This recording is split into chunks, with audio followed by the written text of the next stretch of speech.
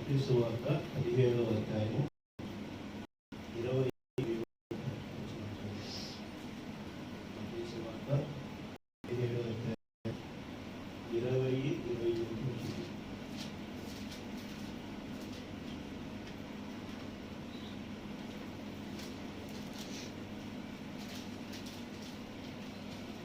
అందుకు ఆయన మీ అల్ప విశ్వాసం చేతనే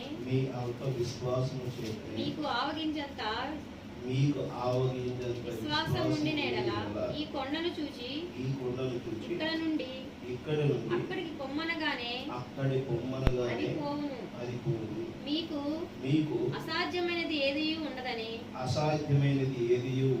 నిశ్చయముగా మీతో చెప్పుచున్నానని వారితో అనెను.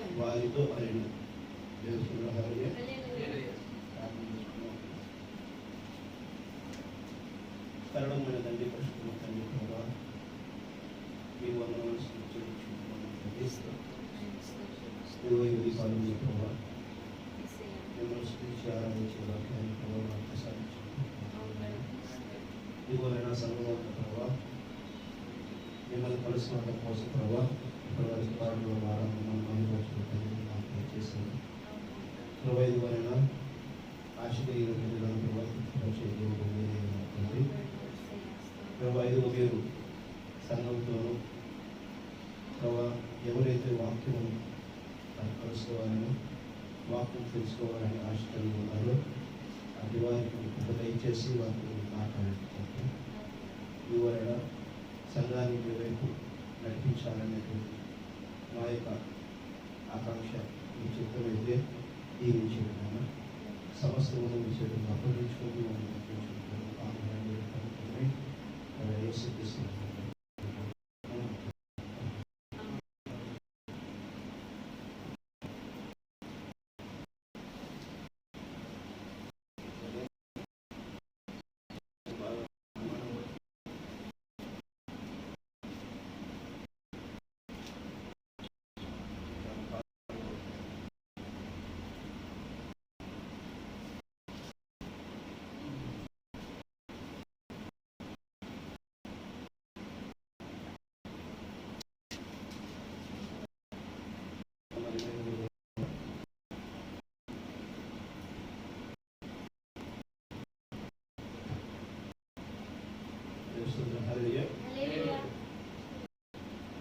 ఉదయకాలం ప్రభువులను నన్ను ప్రేమించి అందరానికి రావడానికి అవకాశం కల్పించినటువంటి చదివి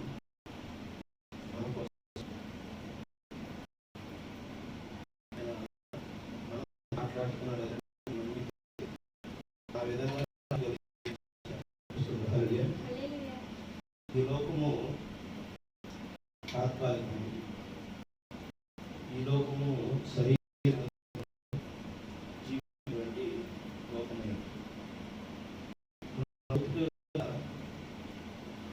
శరీరాన్ని సుఖపెట్టడం కోసం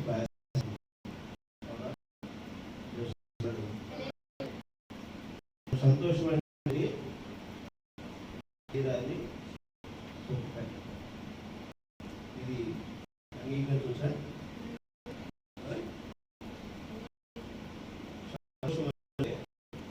శరీర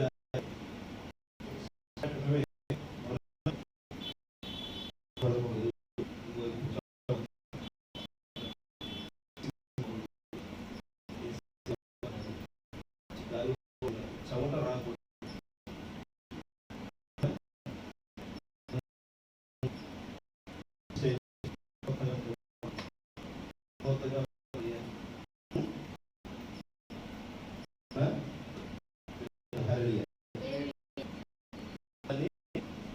ఆకర్షణ అంటే నేను అనుకున్నానని నాకంటే ఇది కూడా చూడాలి.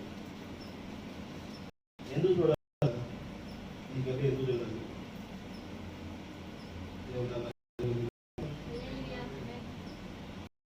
వ్యక్తి నీకంటే ఎందుకు చూడాలి? ఎదుటి వ్యక్తి కంటే ఎక్కువ ఉన్నానని అతను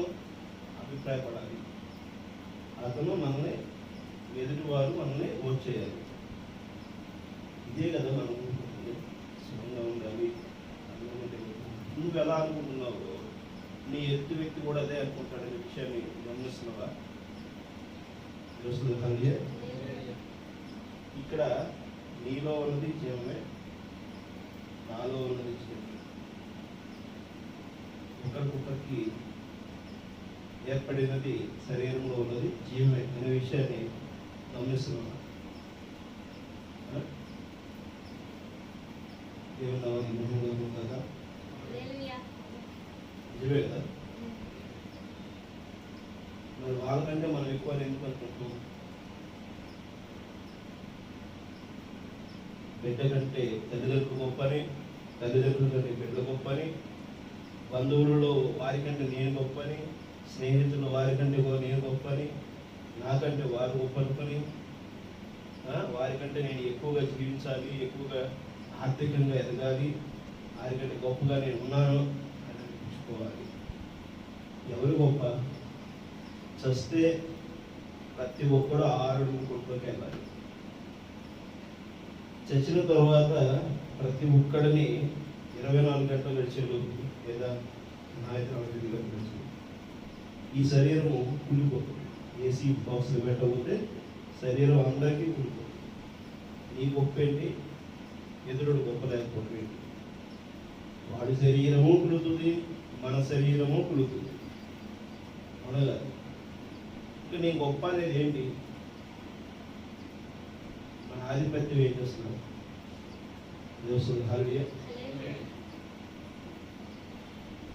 మన ఆధిపత్యం ఏంటి? మనం గొప్ప విషయంతో మనం ప్రయాసపడుతుంటే ఎంత అల్పమైనది. అందుకనే దేవుడు ఏమంటాడంటే, నిన్ను నువ్వు హెచ్చించుకోకు, హెచ్చించుకుంటే తగ్గించబడతావు, నిన్ను నువ్వు తగ్గించుకుంటే హెచ్చించుకోవు. హరి నేను అల్పుడిని, బలహీనుడిని, నేను కుమారుని వాడిని, నాకు ఆదరణ లేని వాడిని, అయోగ్యుడినై ఉన్నాను ప్రభా అని మన ప్రార్థన ఉన్నదా?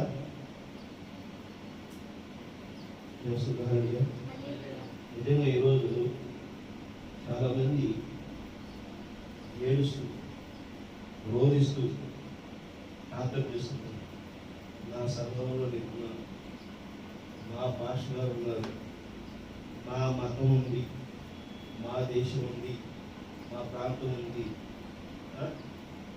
ఈ విధంగానే మా అనేటువంటి దాంట్లోనే ఉన్నాం కదా. ఎక్కడికి వెళ్ళినా అవునా? ఎక్కడ ఏ సంఘం అయినా సరే ఎంత ప్రార్థన చేస్తున్నా కూడా ఇక్కడ ఎలా ఉంది? నామ అనేది ఉంది. నేను, మేము, నా కొరకు, నాకు, మాకు. అంతేగాని నిన్ను వలె నీ పొరుగు వారిని ప్రేమించు. ఈ వాక్యాన్ని మనము పిలిపించేతులా అనగా దేవుని నమ్మకం కదా. ఈ వాక్యాన్ని మనము పిలిపించేయట్లేదు. మనిషికి కోపం ఉంటుంది, కానీ ప్రతి దాని మీద ఆధిపత్య కోపం అనేది చేయడం అనేది సరిపడింది. గమనిస్తున్నా? అందుకని అందుకైన మీ అల్ప విశ్వాసము చేతనే అంటారు.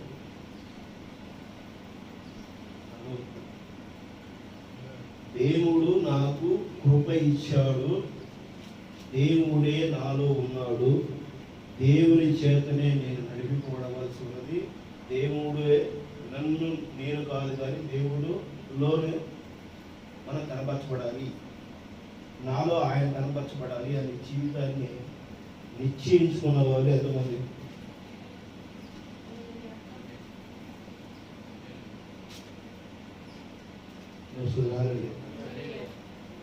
నిశ్చయించుకున్న వాళ్ళు మనం అయితే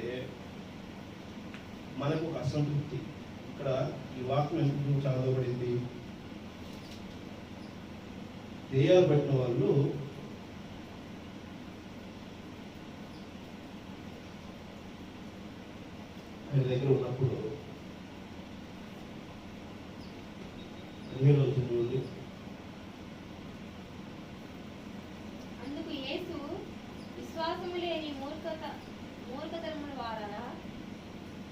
15వ వచనం కొంచెం చదువు.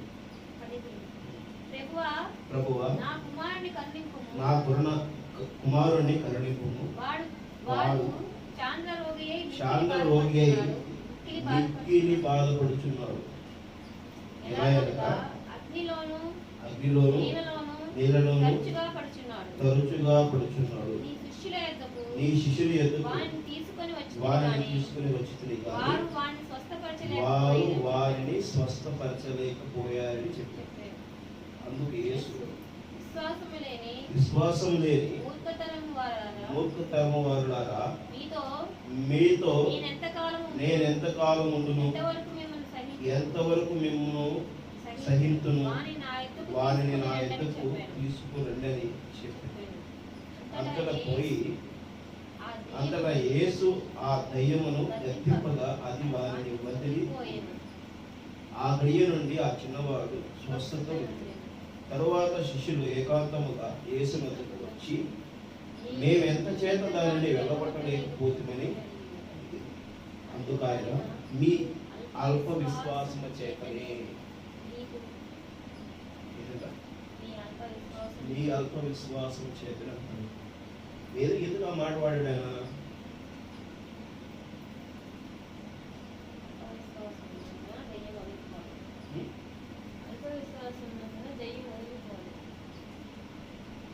మీరు ప్రార్థన మేము చేసాము, మేము ఎంత యత్నించినా పోలేదు, నువ్వు ఒక్క మారు యత్నిస్తే ఆ దెయ్యం వెళ్ళిపోయింది. ఆ దెయ్యం పట్టినటువంటి వ్యక్తి తండ్రి కూడా వచ్చి ఏమంటున్నాడు, ప్రభువా నేను ఈ శిష్యుల దగ్గరికి తీసుకొచ్చాను, అయితే వీరు ప్రార్థన చేశారు, స్వస్థత కోసం ప్రార్థించారు, కానీ స్వస్థత కలగలేదు. ఎందుకనో మరి కాదు, కానీ నీ దగ్గరికి తీసుకొచ్చాను, నువ్వు ప్రార్థన చేయడానికి చేశాను అనుకుంటే వారు, నేను చెప్తున్నాను దేవుని నామానికి మహిమ కలుగుతుంది.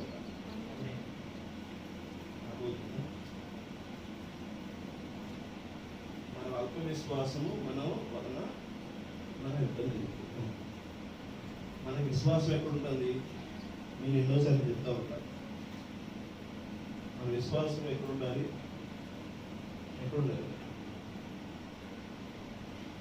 మనం చేసే పని మీద మనకు విశ్వాసం ఉంది, కాన్ఫిడెంట్ ఉంది.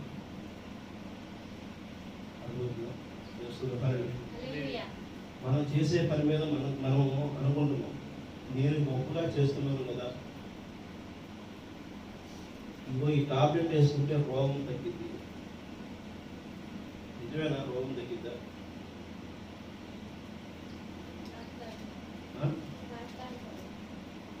రోగం తగ్గిద్దా?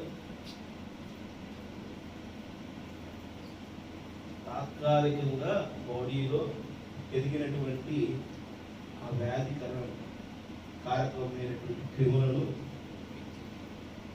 కంట్రోల్ చేయడానికి టాబ్లెట్ వేసుకోండి. ఎందుకు? కొన్ని ఎక్స్ కణాలు, రోగానికి సంబంధించినటువంటి ఎక్స్ కణాలు నీకు మెండై ఉండి నీ శరీరాన్ని బలహీనపరుస్తుంటే, వై కణాలు వాటిని చంపగలిగేటువంటి శక్తి ఉన్నటువంటిది. ఇది ఒక మాత్రలో మనం వేసుకుంటూ ఆ ఎక్స్ కణాలని చంపి అంచివేసి వై కణాలు వృద్ధి చెందుతూ మనము ఏమవుతున్నాం? కంట్రోల్ అవుతుంది. అవునా? మరి కంట్రోల్ అవటము ఇలా ఉంటే నిజంగా బాడీలో అన్ని రకాల కణాలు ఉన్నాయి కదా, అది బలహీనపడే అవకాశం ఎందుకు ఇచ్చాం మనం? ఎందుకు ఇచ్చాం? సూర్యుడు ఉదయిస్తూ అస్తమిస్తూ, సూర్యుడు ఉదయిస్తూ అస్తమిస్తూ ఉన్న క్రమంలో ఎక్కడైనా మార్పు వచ్చిందా?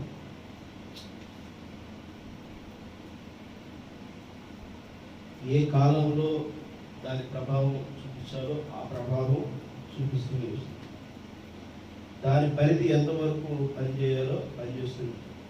మేఘాలు వచ్చినప్పుడు కొంత వేడి తగ్గుతుంది, వర్షం పడినప్పుడు వేడి తగ్గుతుంది, మరలా ఉమ్మదం వస్తుంది, మరలా వర్షం వస్తుంది, మరలా మేఘాలు పక్కెళ్ళిపోతుంది, ఎండమావులు కనిపిస్తుంది. ఇలానే మన బాడీలో కూడా, మన శరీరంలో కూడా కొన్ని బలహీనత పడుతుంది, మళ్ళీ బలం పుంజుతుంది. ఎక్కువ బలం చేకూర్చినా కూడా ప్రాబ్లమ్స్. అలాగే అతివృష్టి అనావృష్టి రెండు సమస్య. దీన్ని సమపాల్లో ఎనటమే దేవుని కృప. దేవుడు అదో ఎందుకు ఈ విషయాలు మీకు తెలియవస్తున్నానో గమనించండి. దేవుడు నీతో నాతో ఏం మాట్లాడాలని నిర్దేశించాడో నాకైతే తెలియదు, కానీ ఆయన మీతో మాట్లాడుతున్నాడని నేను మాట్లాడేటువంటి మాటలతోనూ ఇక్కడ వాక్యంలో బోధించడంలో మీ ద్వారా నేను అట్రాక్షన్ కావాలని, మీకు నేను ఏదో గొప్పగా ఉండాలని నేను ఏ రోజు భావించిన ఆమె. నేను వాక్యము చెప్పబడటానికి ఈ సందర్భంగా ఒక విషయం సాక్ష్యం. నేను చాలా విషయాల్లో సంఘటనల సమస్యలు ఎదుర్కొంటున్నప్పుడు దేవుడితో మాట్లాడే సందర్భాల్లో ఏ ఒక్కరూ నా ఆలోచన తగినట్టుగా ఈ భూమి మీద లేవు, ఎందుకని ప్రభావ అని చెప్పేశారని ఎన్నోసార్లు బాధ వ్యక్తం చేసే సందర్భాలు. నేను ఎంత ఎదుగువారికి మేలు చేయాలని చెప్పేశారని సహకరించడం కోసం ముందుకు వెళ్తాను. అన్ని సమస్యలు ఎదుర్కొన్నాను. ఎవరికి మేలు చేస్తే వారి ద్వారా నేను సమస్యకి గురే. నేను సమస్యలో ఉన్నప్పుడు ఏం చేసిన వారు నాకు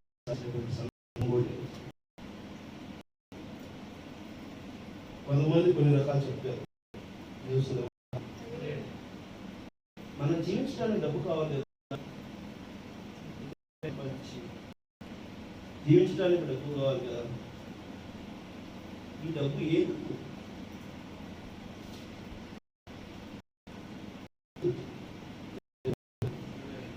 ఈ జీవితం ఎందుకు?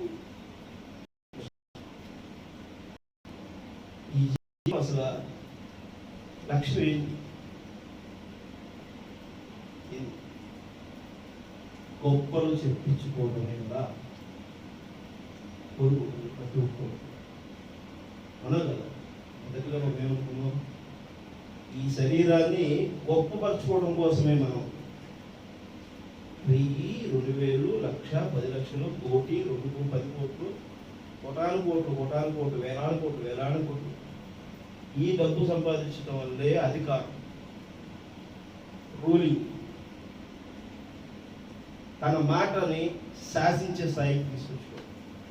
నేను ఏం చెప్పింది అదే జరగాలి, నా ఆలోచన రైట్ అని అనుకోవటమే. కానీ నిజంగా గమ్యం ఏంటి అసలు జీవితానికి?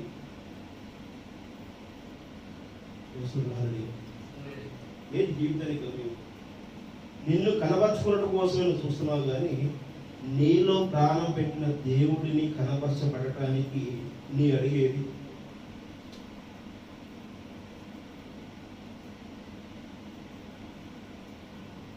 నువ్వు బతకడం కోసమే, నువ్వు సంతోషంగా ఉండడం కోసమే.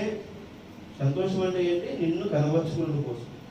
దానికోసమే ప్రతి అడుగులోనూ జాగ్రత్త, ప్రతి పనిలోనూ జాగ్రత్త. ఎలాంటి జాగ్రత్త? నొప్పి పుడుతుందంటే వెంటనే దాన్ని కట్టుకోవాలి. అది లేకపోతే మనం జీవించలేము. ఆ కట్టుకుట్టు లేకపోతే, ఆ బ్లౌజు లేకపోతే మన కాలు పనిచేయి తెప్పించి పుడతానే దాన్ని పుట్టామా, చస్తా దాంతో మనం దాన్ని తీసుకుపోతామా? ఎందుకు వచ్చాము ఈ భూమి మీద? మన జీవం ఏమి ఎందుకు వచ్చాం? ఇది ఎప్పుడైనా మనం ప్రశ్నించుకున్నారా?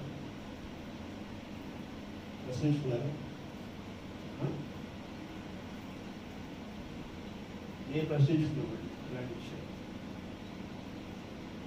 అసలు ఈ భూమి మీదకు మనం ఎందుకు వచ్చాం? ఈ భూమి మీద నీళ్ళు ఎందుకు ఉంటుంది?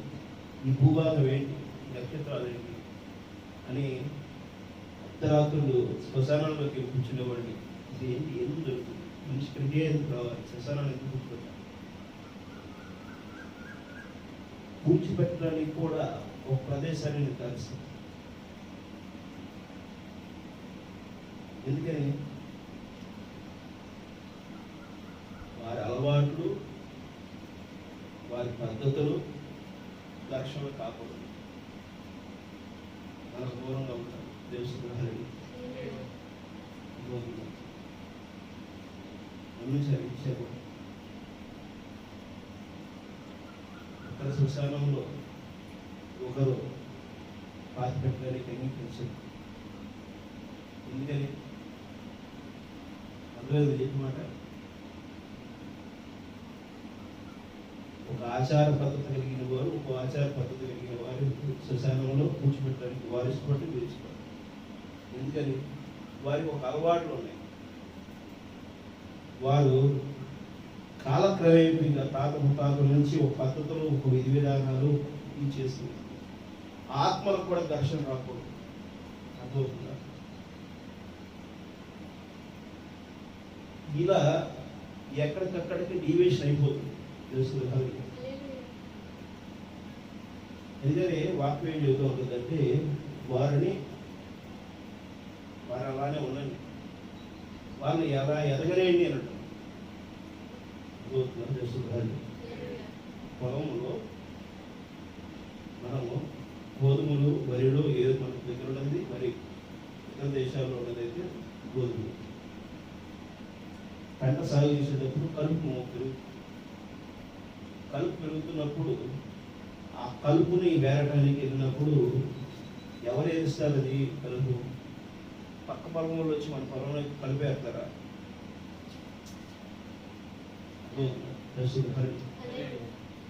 కలుపు ఎవరు ఏరుతారు? ఎవరి పొలంలో వారు. ఎవరు యాజమాని అయిపోతాడో ఆ యజమాని తన పొలంలో కలుపును తను తీస్తాడు. పెద్ద ఆసాం అయితే, పెద్ద రైతు అయితే కూలి చేపిస్తాడు. అదే 1-2 ఎకరాలు అయితే తానే తీసుకుంటాడు. ఏ యజమాని ఆ యజమాని తన కలుపు తీయడం కోసము చూస్తూనే ఉంటాడు. అది ఎప్పుడు తీయాలో దాని సమయం ఏంటో చూస్తున్నాడు. ఈ ప్రపంచం మీద, ఈ భూమి మీద ఇంతమంది జనాభాలో రకరకాల కలుపు మొక్కలు ఉన్నాయి. వాటిని తీయడానికి నీకు నాకు దేవుడు అనుమతి ఇవ్వలేదు. తెలుసుకుంటారు. అదవుతుంది. ఇదంతా ఎవరి సృష్టి అయితే వారి సృష్టిలోనే ఉన్నారు. తెలుసుకుంటారు. వారి సృష్టికి యజమాని ఎవరున్నారో ఆయన కల్పిస్తారు. కోతకాలము వచ్చేవేళ ఆయనే అర్థమవుతుందా? కొన్ని ఆచారాలు, కొన్ని పద్ధతులను మరి భూభాగంలో పెరిగిపోయి మీరు గమనించారా? 40 సంవత్సరాలు 50 సంవత్సరాల కిందట రోగాలు ఉన్నాయా? 100 సంవత్సరాలు 200 సంవత్సరాల కింద షుగర్ అనేది ఉందా? బీపీ అనేది ఉందా? క్యాన్సర్ అనేది ఉందా? గత 30 సంవత్సరాల క్రితం కూడా క్యాన్సర్ ఉండేది. గత 80 సంవత్సరాల క్రితం క్యాన్సర్ ఉంది. అది ప్రభావితం ఎక్కువ ఉండేది. క్యాన్సర్కి, ప్రతి రోగానికి ఎన్ని మందులు వస్తున్నా ఆ రకరకాల వ్యాధులు, రకరకాల వైరస్ ప్రభావాలు మనిషిని ఏదో ఒక విధంగా దెబ్బతీస్తూనే ఉన్నాయి.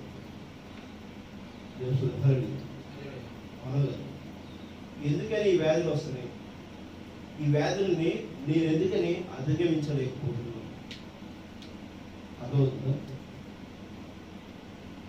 మేమెందుకు దానిని వెళ్ళగొట్టలేకపోతున్నామని, ఎందుకని నాకు ఈ వ్యాధులన్నీ వస్తున్నాయి? ఎందుకని ఈ బలహీనతలు నాకు అన్నీ వస్తున్నాయి? ఇది ఎవరి దగ్గర అడిగారు? అర్థమవుతుందా? ఏం చేశారంట?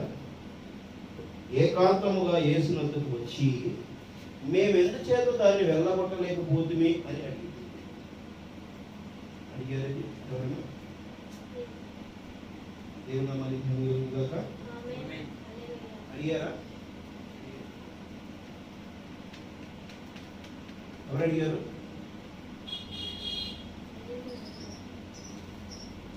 ఇక్కడ ఏంటంటే ఈయనకి ఏంటనే ప్రాబ్లం, చాంద్ర రోగి అయి మిక్కిలిగా బాధపడుతున్నారు. ఎలా అనగా అగ్నిలోను నీళ్ళలోను తరచూ పడుతున్నారు. అర్థమవుతుందా? దేవుని మరి భూమి కదా, ఇది రోగే కదా. ఈ రోగాన్ని కూడా ఆ రోజు ఆ సందర్భం ఏమని పడుతున్నారు?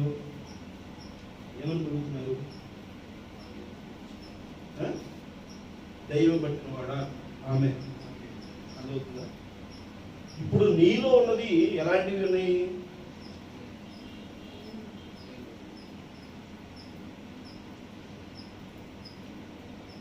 అతనంటే నేను గొప్పగా బతకాలి, వాడేంటి డాబా కట్టాడు, నేనెందుకు డాబా కట్టలేకపోతున్నాను, వాడేంటి కాళేశ్వరం తిరుగుతున్నాడు, మనెందుకు కాళేశ్వరం తిరగకూడదు, వాడిని ఏదో ఒక విధంగా చెయ్యాలి, వాడిని ఏదో ఒక విధంగా దెబ్బతీయాలి.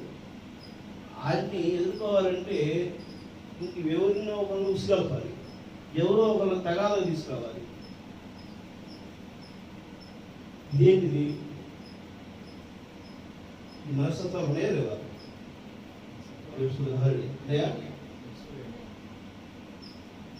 ఇది దెయ్యమేనా?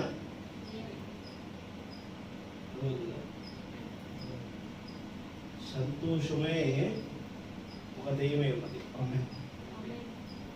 అనగా సంతోషం అంటేనే ఒక దెయ్యమై ఉన్నది. మనం సంతోషించేది ఎప్పుడు? వాడికంటే గొప్పగా ఉన్నాము, మనమే గొప్ప వాళ్ళం, మనమే అందమైన వాళ్ళం, మనమే ఆధిపత్యం కలిగిన వాళ్ళం, మనమే అధికారం కలిగి ఉండాలి, మనం ఏదైనా చేయగలం. ఎవర్రా మనకు అడ్డెవరు? మనం ఆడిందాట పాడింది పాట అదవుతుంది, ఇదేనా చదువుతుంది. ఇది సాగినంత వరకే అదవుతుంది. ఈ రోగము రానంత వరకే నువ్వు హెల్దీగా ఉన్నావు అని అనుకుంటున్నావు. ఒక్కసారి రోగం వచ్చిందా ఆ రోగం పోదు. అవునా కదా? 40 ఏళ్ళలోకి వచ్చిన వాళ్ళకి రోగాలు వస్తున్నాయి, 30 ఏళ్ళలోకి వచ్చిన రోగాలు వస్తున్నాయి. ఆ రోగం రానప్పుడు దాని విలువ తెలియదు. ఇష్టానుసారంగా తింటాం, ఇష్టానుసారంగా జీవిస్తాం, ఇష్టానుసారమైనటువంటి ఆలోచన కలిగి ఉంటాం. ఆ సమస్య ఎదురైనప్పుడే కదా, ఆ బాధ ఎదురైనప్పుడే కదా యేసు మేమెందుకు ఇలా అయిపోతున్నాం అని మొరపెట్టే ప్రార్థన. అర్థమవుతుందా? కానీ ఈ ప్రార్థన చేయలేనటువంటి వారు ఉన్నారు. ఇలా ప్రార్థన చేయని వాళ్ళు కూడా ఉన్నారు. ఎందుకు అడగాలి దేవుడు? మనం ఎందుకు దేవుని అడగాలి? మనం దేవుని అడగాలి ఎందుకంటే ఆయన అడగడం ఎందుకు? ఆయన నా మాట అడగలేనడో మనకు ఎందుకు అవసరం ఉంది? దేవుడి దగ్గరికి అడగమా? ఎంతమంది ఉన్నారు సంఘంలో అట్లా?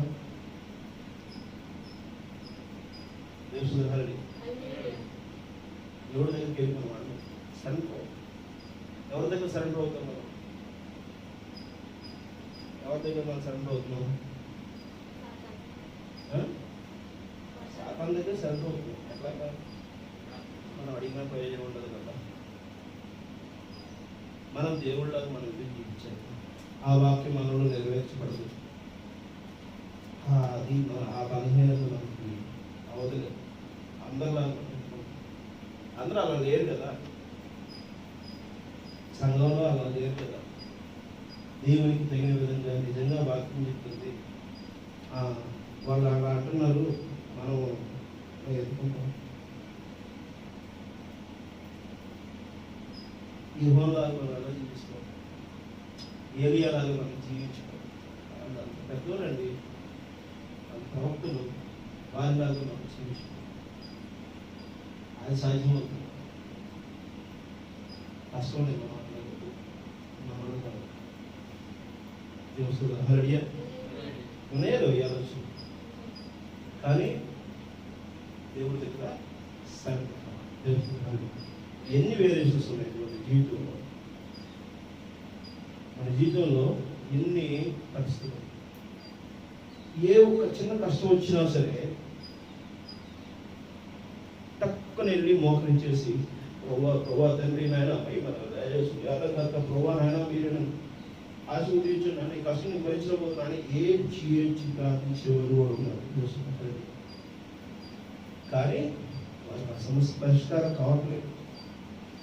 ఎందుకని? ప్రార్థించట్లేదు అనేది ఉంది, ప్రార్థించిన వారి సమస్య పరిష్కారం కాదు. ఎందుకని? దేవుని నామానికి మహిమ కలుగును గాక. గమనించాలి, మీరు చూడండి, అవిశ్వాసమే మన బలహీనత అయినది. మన బలహీనుడుగా చేస్తున్నది ఏంటంటే అవిశ్వాసం. నాలో క్రీస్తు ఉన్నాడు, నేను నిత్య జీవం కలిగిన వాడిని, హల్లెలూయా, నా కొరకు రక్తం పెట్టిన దేవుడు సిలువలో ఆయన రక్తం కార్చగా ఆ రక్తం నాలో ఉన్నది. ఆమేన్. ఆయన నిన్న నేడు నిరంతరం ఏకరీతిలో ఉన్న మాట, పలికిన మాట వాస్తవమే అని మనం నమ్ముతున్నాం. ఆమేన్. అర్థమవుతుందా? ఆయన నీతోను నాతోను తోడే ఉన్నాను అంటాడు. దేవుని హల్లెలూయా. అర్థమవుతుందా? ఆయన ఆరోహణం అయిన తరువాత మత్తయి సువార్త 22వ అధ్యాయం, మత్తయి సువార్త 22వ అధ్యాయం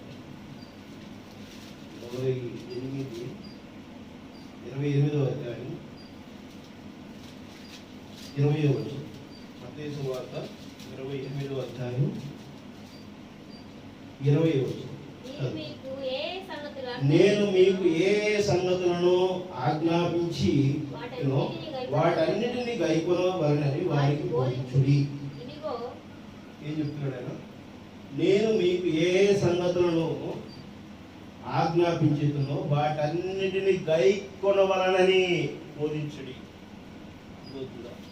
బైబిల్లో చెప్పిన విషయాలు ఏంటంట?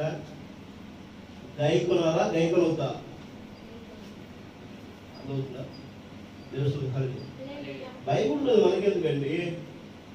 బైబిల్లో చెప్పి మనం చేయగలుగుతావా? మనకు కష్టం కదా. మరి ఎందుకు పరిశుద్ధ గ్రంథం? పరిశుద్ధ గ్రంథం మనకి ఎందుకు? ఆ వాక్యం ఎందుకు రాయబడింది? ఆ వాక్యం జరిగిన దాన్ని మరి ప్రవక్తలకి ఎలా చూపించాడు దేవుడు? జరగబోయే విషయాలను ప్రవక్త ఎలా చూపించాడు?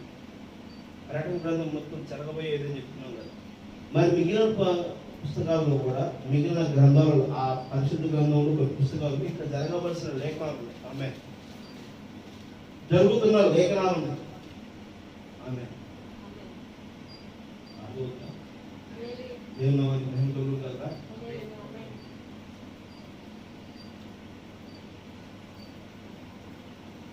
మరి నిజంగా మనం ఆలోచనలు కలిగి ఉన్నాం.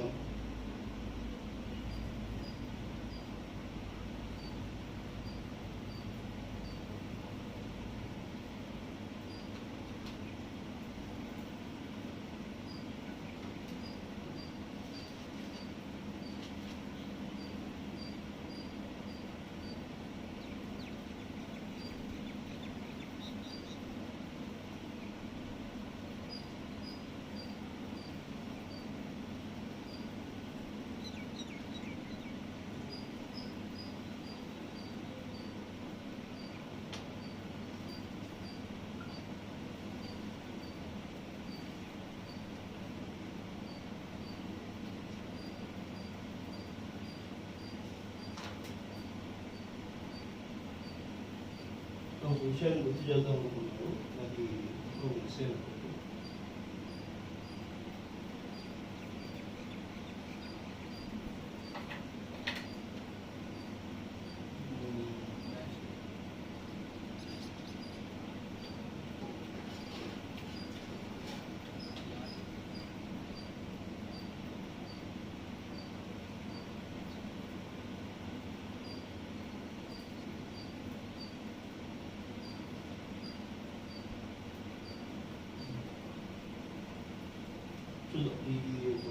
చెప్పలేదు. ఒకసారి ఫోటో చూపించి మాట్లాడు. ఫోటో నేను ఇందా చూశాను.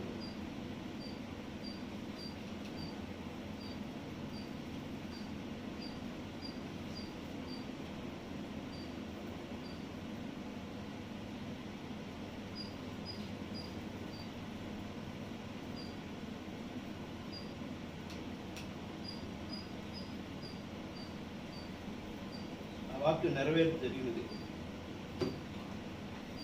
మళ్ళా గాజాకి ఇజ్రాయెల్కి యుద్ధం జరుగుతుంది.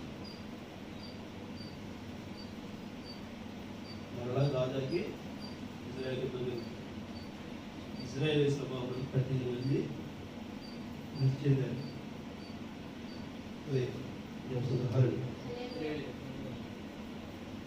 ఇక్కడ ఏం చెప్తున్నాడు? ఆయన ఆజ్ఞాపించినవేవో వాటన్నిటిని కైకొనవలనని వారికి బోధించింది. ఇదిగో నేను యుగ సమాప్తి వరకు సదాకాలం మీతో కూడా ఉన్నానని వారితో చెప్పాను. యుగ సమాప్తి వరకు సదాకాలం మీతో తోడున్నానంట. ఆయన మనతో తోడున్నాడని మనం నమ్మితే, నిజంగా ఆయన్ని మనం గ్రహించి ఉంటే మనం ఎలా ఉండాలి? ఆయనకి ఇక్కడ ఇంకో మాట అంటాడు, 17 వచనం. అది మత్తయి సువార్త 17 వచనం. అందుకు యేసు, విశ్వాసం లేని మూర్ఖు తరము వారలారా, మీతో నేనెంత కాలము ఉందును, ఎంతవరకు మిమ్మల్ని సహింతును, వారిని నా యొద్దకు తీసుకురండి అని చెప్పారు. నిజంగా మనకి ఎంతవరకు ఉంటుంది విశ్వాసం?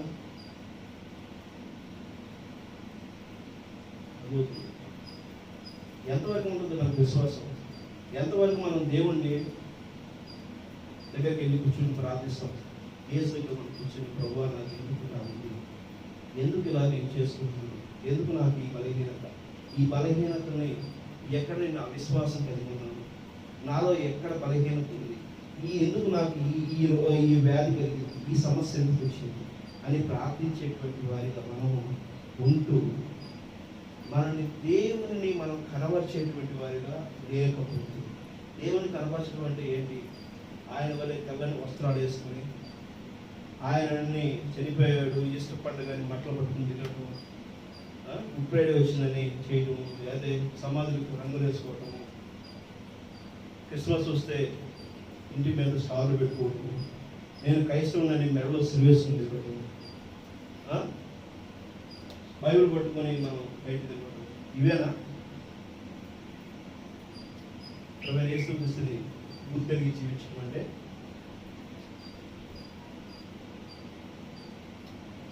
అదవుతుందా? తెలుస్తుంది. ఈరోజు సంఘంలో ఆ పరిస్థితి ఉంది. ఈ సాయంకాల సంఘంలో ఆ మతాచారాలే ఉన్నాయి. ఏమన్నా ఈ మత ఆచారాలే సంఘంలో ఉన్నాయి. క్రైస్తవ్యం అంటే ఒక కులానికో మతానికో కాదు. క్రైస్తవ్యం అంటే ఆది నుంచి ఉన్నటువంటి, తెలుసు, ఆది నుంచి అంతం వరకు ఉన్నటువంటిది. చాలా గొప్ప విలువైనటువంటి పదం అది క్రైస్తవ్యం. ఆయనకి ప్రతిరూపంగా జీవించాలి. తెలుసు, నేను ఎంతకాలం ఉంటాను తెలుసు. యేసు అంటున్నాడు, నేనెంతకాలం మీతో ఉంటాను అంటాడు. అసలు నేనెంతకాలం ఉంటానని మీరు అనుకుంటున్నారా? ఆయన నిత్యజీవుడు. ఆయన ఏమంటున్నాడు? యుగ సమాప్తి వరకు నేను నీ తోడే ఉంటాను అంటున్నాడు. ఆయన బతికున్న టైం ఏమంటున్నాడు? యుగ సమాప్తి వరకు నేను నీతో తోడే ఉంటాను అనేటువంటి మాట ఎప్పుడు చెప్పాడు ఆయన? ఎప్పుడు చెప్పాడు? 2000 క్రితం చెప్పాడు. అది ఎప్పుడు చెప్పాడు? ఎప్పుడు చెప్పాడు ఆయన? తెలుసు, 28వ అధ్యాయం 10వ సంవత్సరం ఆయన ఎప్పుడు చెప్పాడు? అది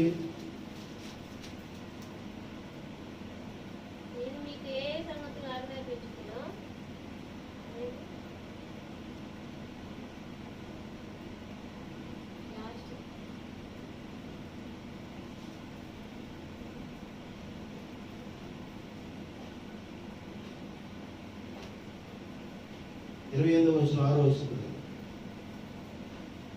ఆయన ఇక్కడ లేడు. ఆయన ఇక్కడ లేడు. తాను చెప్పినట్టే ఆయన ఇక్కడ లేడు అంటుంది. ఎక్కడ లేడని చెప్తున్నారు?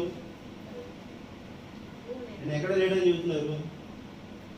ఆయన సిలువేసిన తరువాత, ఆయన మృతి చెందిన తరువాత, ఆయన మృతి చెందాడని నిర్ధారణ కాబడిన తర్వాత ఆయన తీసుకెళ్లి గృహలో పెట్టి ఒక రాయిని పోర్లించి పెట్టి అక్కడ అడ్డుగా పెట్టి చేసిన చోట మగ్దలేని మరియ తెల్లవారుజామున వేకువజామున వెళ్ళి ఆయన దుస్తులతో ఆయన గమనించి చూసి ఇక్కడ క్రీస్తు లేడు అని చెప్పేసి అని అనుకున్నప్పుడు ఆ దూతులు చెప్తున్నారు. అర్థమవుతుందా? మీరు భయపడబాకండి, అతనికి ఎవరు చెబుతుంది ఇది? దూత ఆ స్త్రీలకు చూసి మీరు భయపడబడి సిలువ వేయబడిన యేసు మీరు వెతుకుతున్నారని నాకు తెలియను. ఆయన ఇక్కడ లేడు, తాను చెప్పినట్టే ఆయన లేచి ఉన్నాడు. రండి, ప్రభువు పడుకుని స్థలమును చూసి త్వరగా వెళ్ళి ఆయన మృతుల నుండి లేచి ఉన్నాడని ఆయన శిష్యులకు తెలియచేయండి. ఇదిగో ఆయన గలిలయలోని మీకు ముందుగా వెళ్ళుచున్నాడని మీరు ఆయనను చూతురు. ఇదిగో మీతో చెప్పితేనేను తెలుసు. హల్లెలూయా. వీళ్ళందరూ ఎక్కడికి వెళ్ళారు?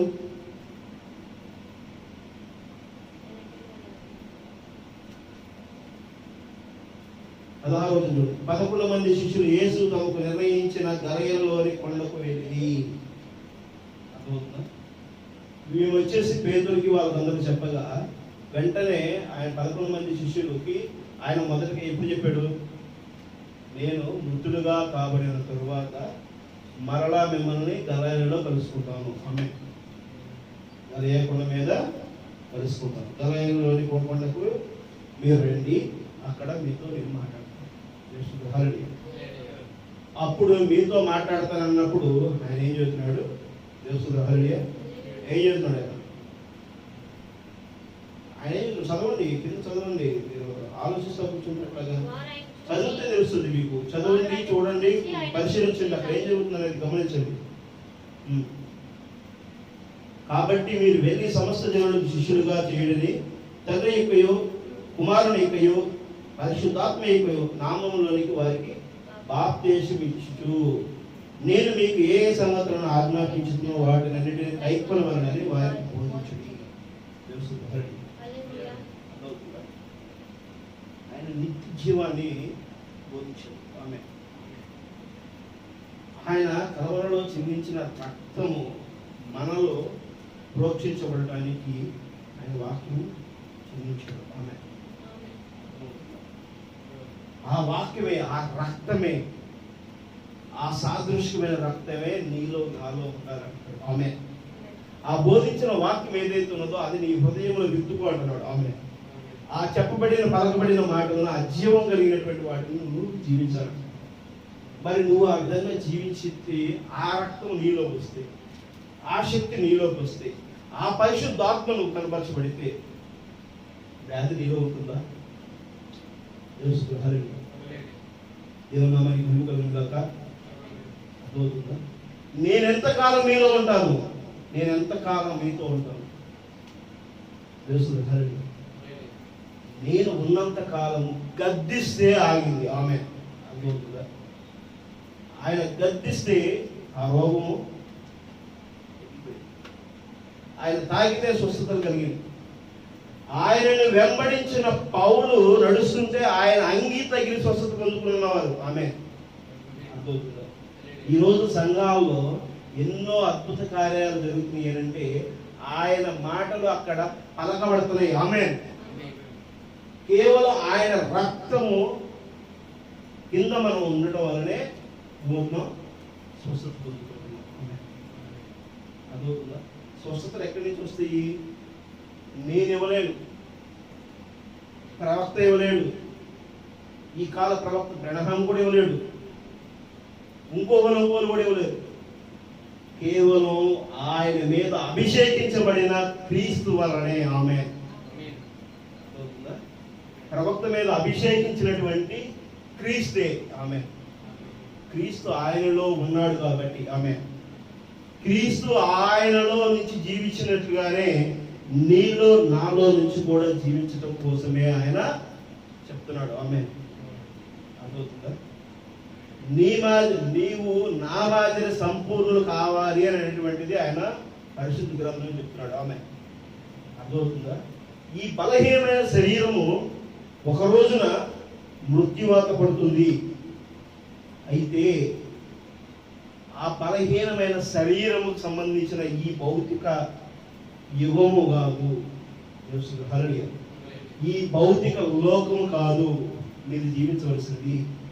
నిత్యత్వమైనటువంటి పరిశుద్ధాత్మ జీవితాన్ని మీరు కలిగి ఉండాలనేటువంటి దేవుడు నిన్ను అనిపిస్తున్నాడు. ఆమె నిన్న నేడు నిరంతరం ఏకరీతిలో ఉన్నటువంటి ప్రభువు ఆ క్రీస్తే నీతో నాతో మాట్లాడుతున్నాడు. ఆమె అందుకనే ఏమంటున్నాడు ఆయన, నీలో ఉన్న అల్ప విశ్వాసమ చేతనే అంటున్నాడు. ఇప్పుడు నీకు అల్ప విశ్వాసం ఉంటుందా? అర్థమవుతుందా? ఉన్నావా అల్ప విశ్వాసంలోనే? ఇంకా అల్ప విశ్వాసంలో జీవిస్తారా? అలా ఉండలేదు, ఇలా ఉండలేదు, అలా చేయలేదు. దేవుని నామానికి మహిమ కలుగుగాక. ఇక్కడ నేను ఒక సాక్ష్యం చెప్తాను. దేవుడు, ఇందాక నేను చెప్పాను విషయాన్ని గమనించారు లేదు. నాలా ఎందుకని నేను ఎవరితో అటాచ్ కాలేకపోతున్నాను అనుకుంటున్నప్పుడు దేవుడు మాత్రమే మనకి సరైనటువంటి స్నేహితుడే. నీ మనసుకి నా మనసుకి నిన్ను స్వస్థపరచడానికి, నిన్ను తేటతలం చేయడానికి, నిన్ను పవిత్రపరచడానికి, నిన్ను శుద్ధి చేయడానికి, నిన్ను ఎంతో అమోఘమైనటువంటి స్థానంలో నిలబెట్టడానికి యోగ్యుడైనటువంటి వాడు క్రీస్తే. ఆమేన్. అర్థమవుతుందా? నిన్ను పరీక్షించి శోధించి సరిచేసే దేవుడు ఆయనే. ఆయన నిన్ను పరీక్షిస్తున్నాడంటే, నీకు శోధనలు ఎదురవుతున్నాయంటే, నీకు సమస్యలు ఎదురవుతున్నాయంటే అక్కడ నువ్వు పరీక్ష రాయిస్తున్నావు. ఆమేన్. అర్థమవుతుందా? ఆ టెస్ట్ లో పాస్ అవడం కోసము సరైనటువంటి పెన్నుతో నువ్వు ఎగ్జామ్ రాయాలి కదా. అర్థమవుతుందా? నువ్వు సరైన సంపూర్ణమైన ఆన్సర్ తగిన విధంగా నువ్వు నీ నాలెడ్జ్ ఉంటే ఆ ఆన్సర్ని నువ్వు రాయగలిగితే అప్పుడు నువ్వు పాస్ అవుతావు. ఈ పరీక్షను రాస్తున్నావంటే ఆ పరీక్షని నువ్వు విజయం వైపు నడవాలంటే ఏ పరీక్షని నువ్వు రాస్తున్నావు, నువ్వు ఏది కోరుకున్నావో అది సరైన జ్ఞానంతో నువ్వు రాయి. ఆమేన్. అర్థమవుతుందా? అదే పరిపూర్ణమైనటువంటి ఆలోచనతో నువ్వు రాయి. పరిపూర్ణమైన సంపూర్ణమైన జ్ఞానం నీకు రావాలి. తెలుసు, క్రీస్తును నువ్వు కలిగి ఉన్నావు. క్రీస్తును కలిగి ఉన్నప్పుడు నీకు సమస్య ఎదురైంది, రోగం ఎదురైంది, వ్యాధి ఎదురైంది, ఇంకోటి సమస్య అవుతుంది. దాన్ని నువ్వు జయించగలగాలి. ఆమేన్. నీ లక్ష్యం క్రీస్తులోకి వెళ్ళాలి. ఆమేన్. క్రీస్తు నీలో నుంచి జీవించాలి. ఆమేన్. అలాంటి విశ్వాసం లేకపోతే, అలాంటి విశ్వాసానికి నువ్వు యేసు దగ్గరికి వెళ్ళి నిలబడకపోతే, నువ్వు ప్రార్థించకపోతే, నీ మోకరించేటువంటి ప్రార్థన నీలో లేకపోతే ఎలా? అర్థమవుతుందా?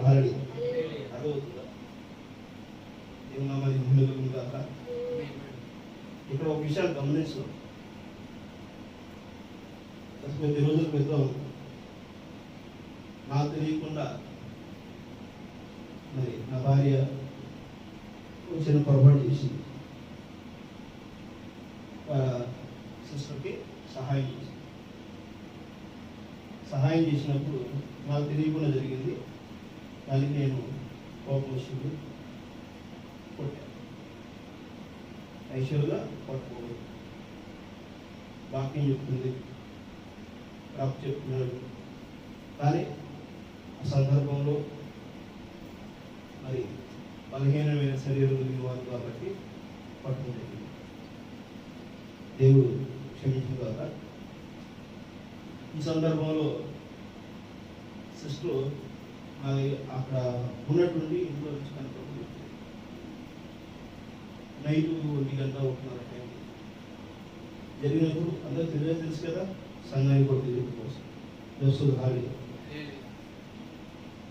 వెళ్ళిపోగానే పక్కనే రైల్వే ట్రాక్ ఉంది, చక్క పెట్టుకుని వెళ్ళిపోయింది. ఏమైనా చేసుకుంటే పరిస్థితి, ఇద్దరు పిల్లలు, కుటుంబ ఆదరణ ఏంటి, ఏం చేయాలో అర్థం కనిపిస్తుంది. వెంటనే నాకు ఒక విషయం గుర్తుకొచ్చింది. ఎలాంటి విషయం గుర్తుకొచ్చింది? నేను నా చిన్నతనంలో మా నాన్న కూడా మమ్మల్ని కొట్టేవాడు. మా అమ్మ ఆ కొడకనందుకు భయపడి పారిపోయింది ఇంట్లో నుంచి. ఇలా జరుగుతున్నటువంటి విషయాల్లో అప్పుడు నా మనసు కనిపించింది, పొద్దుకు ఇలా కొడతా ఉంటారు, మా నాన్న కొడుతున్నాడు, నేనైతే ఈ తప్పు చేయకూడదు అని నేను అనుకున్నాను. కానీ నేను అదే తప్పు చేశాను కదా. ఎక్కడికో దాక్కుని ఏ చెట్టు నీడను ఎక్కడో ఒక ఇంటి చోటు దాక్కోవడం, ఇలా ఉండడం ఏంటి. నా తల్లి కూడా అలానే మా నాన్న కొడుతుంటే భయపడి పారిపోయి గవర్నమెంట్లో దాక్కుంటాను. ఎక్కడో గుళ్ళోనూ లేకపోతే ఎక్కడ దేవాలయాలను ఎక్కడో ఒక చోటనో చెట్టు చోటనో లేకపోతే ఎక్కడో ఒక చోటలో దాక్కుని ఆయన నుంచి రక్షణ పొందడం కోసం గడిచింది కదా. ఇంత జ్ఞానం కలిగి నేను బోధించేవాడిగా ఉండి కూడా, దేవుని బిడ్డగా ఉండి కూడా, ఇది నిజమైన నాకు దేవుడు ఇచ్చినటువంటి జ్ఞానం. నేను కూడా ఇదే పెద్ద పొరపాటు చేశాను కదా. నేను కూడా వెళ్ళి ఎవరు ఇంటి చోటన ఒక మందిరం చోటన కాకునే పరిస్థితి కల్పించబడిందా అని అనిపించింది. ఆమె కనపడలేదన్నప్పుడు, ఆమె అక్కడ లేదన్నప్పుడు, నాకు ఎదురుగా లేనప్పుడు నా కుమారుడిని ఒకవైపు పంపించి నేను ఒకవైపు వెళ్ళి మరి అక్కడ వెతుకుతా ఉన్నాను. ఆ ప్రాంతం ఎదుగుతున్నప్పుడు, ప్రభువా నేను చేసిన తప్పే, నన్ను క్షమించు, నీ చిత్తమైతే మరోసారి ఇలా జరగకుండా చూడనైనా, నేనైతే తొందరపడకుండా నా వంతు నేను ప్రయత్నం చేయాలనుకుంటున్నాను. ప్రభువా నన్ను క్షమించి ఆయన ఇంటికి వచ్చేది కేవలం నువ్వు మాత్రమే రక్షణ ఇవ్వవు అని ప్రార్థిస్తాను. దేవుని నామాన్ని నేను పొందుగాక. అంటే ఆమె కొంత సమయానికి ఆమె ఇంటికి వచ్చింది. ఏదో చెప్తున్నానంటే, మన మనసులో ఒక విషయాన్ని మనం ముద్రించుకుంటాం. అదవుతుంది. ఒక జరిగిన సంఘటన వలన మనం అలా చేయకూడదు, మనం అలా చేయాలి, మనం అలాగా చేయాలి. ఇలాంటి సమస్యలతో ఉన్నప్పుడు, నాకెవరు ఆదరణ లేనప్పుడు కూడా, ఇంకో విషయం ఇలా ఆదరణ లేనప్పుడు, నా చిన్నప్పుడు నాకు ఇంట్లో సమస్యలు ఎదురైనప్పుడు, ఇంట్లో తండ్రి చెప్పిన మాట తల్లి వినకపోవడమో, భర్త చెప్పిన మాట భార్య వినకపోవడం వలన జరిగేటువంటి చిన్న చిన్న లోపాల వలన మరి ఎవరి సహకారం రాదు. బంధువులు స్నేహితులు ఎవరో వస్తారు, ఏదో చేస్తారు అనుకుంటే పొరపాటు. నేను చదువుకునే టైంలో కానీ, నేను చిన్నప్పుడు కానీ ఎవరు సహాయం చేసిన వారు లేరు. దానివల్లనే నేను ఒక బలమైన నిర్ణయం తీసుకున్నాను. నేను చిన్న చదువుకున్నాను. చిన్న చదువుకున్నా సరే, నాకు బాపట్లో ఒక అత్యున్నతమైన స్థానం కావాలి ప్రభు అని ప్రార్థించాను. ఆమె అందరూ ఒక ఉన్నతమైనటువంటి వ్యక్తులతో, వాళ్ళతో పాటు నేను సమానంగా ఉండే విధంగా నన్ను ఆశీర్వదించి ప్రభువానికి ప్రార్థన చేశాను. నా ప్రార్థన దేవుడు ఆశించాడు.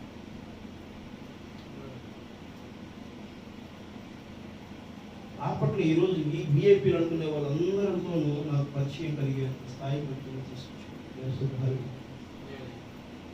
ఆర్థికంగా కానీ కాదు నేను, లేకపోతే నాకు బలమైన సామాజిక వర్గం ఉండో కాదు, లేకపోతే ఇంకోటో కాదు. దేవుడు నన్ను ప్రేమించి ఆశీర్వదించి ఆ స్థితి తీసుకొచ్చాడు.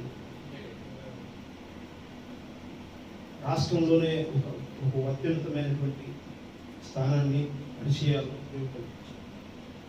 నేను అక్కడ గాయపడ్డా.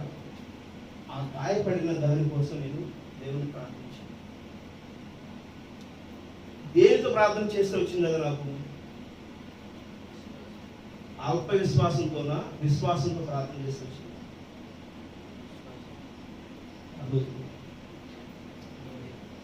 నాకు ఇది కావాలి అని అన్నా. ఎందుకు? నేను కనబరచబడాలి, నేను ఒక అత్యున్నత స్థాయికి తీసుకురానైనా అని ప్రార్థన చేశాను. కానీ ఇక్కడ నాలో నువ్వు కనబడాలి నాయనా, నాలో నుంచి నువ్వు దేవుని కృప జరిగించాలి నాయనా అని ప్రార్థన మనలో ఉందా?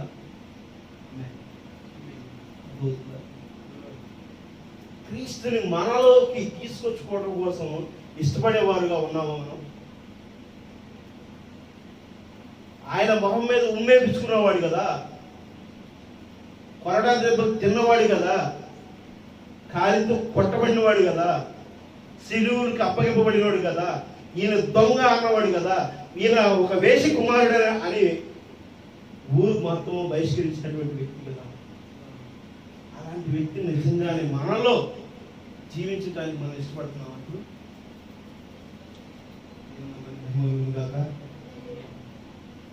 ఆయన తప్పని చేశాడు. ఆయనకి సిలువు వేసినటువంటి ఫరో రాజు ఏమంటున్నాడు, క్రీస్తు అయ్యా యేసుక్రీస్తు నీలో నాకు ఏ తప్పు కనబడటం లేదు,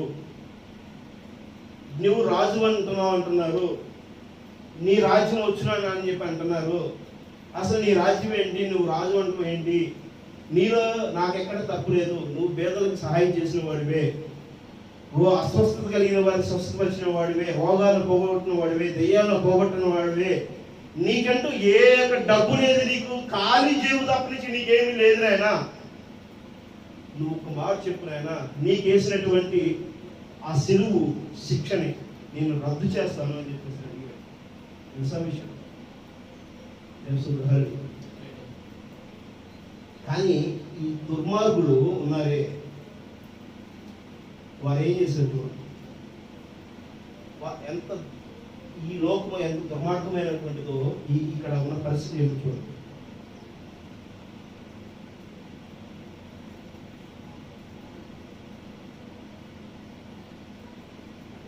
మత్తయి సువార్త 28వ అధ్యాయము చూడండి, 11వ వచనం చదవండి.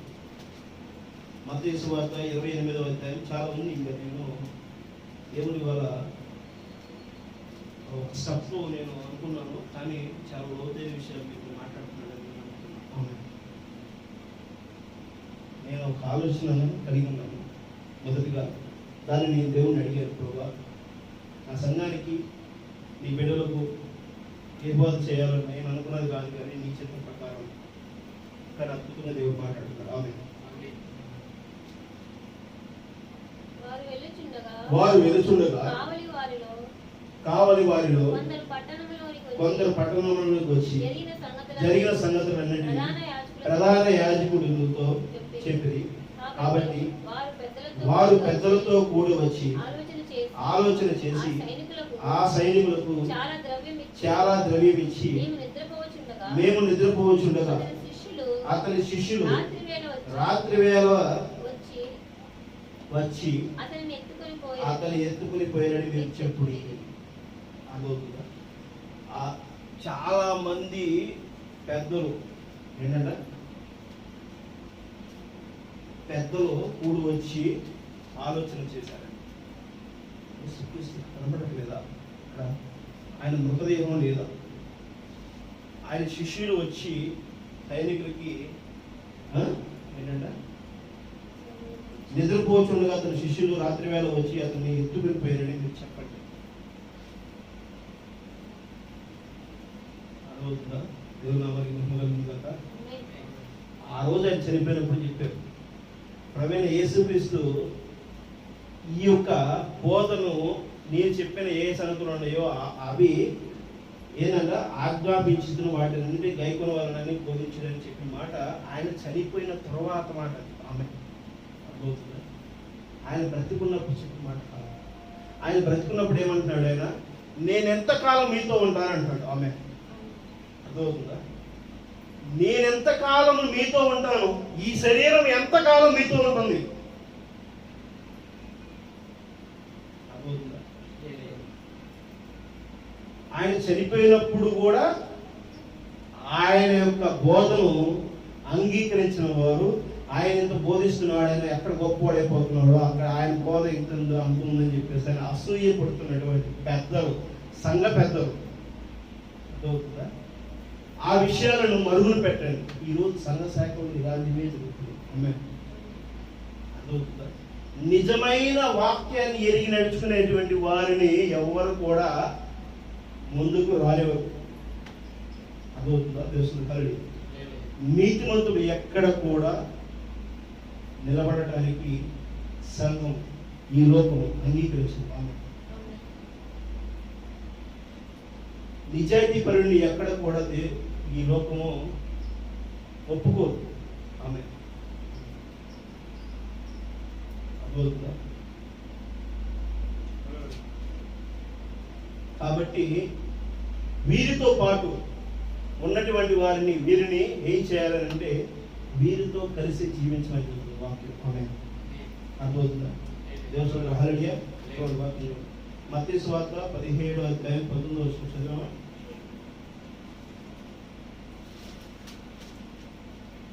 మత్తయి సువార్త తరువాత శిష్యులు ఏకాంతముగా యేసు వద్దకు వచ్చి మేమెందుచేత దానిని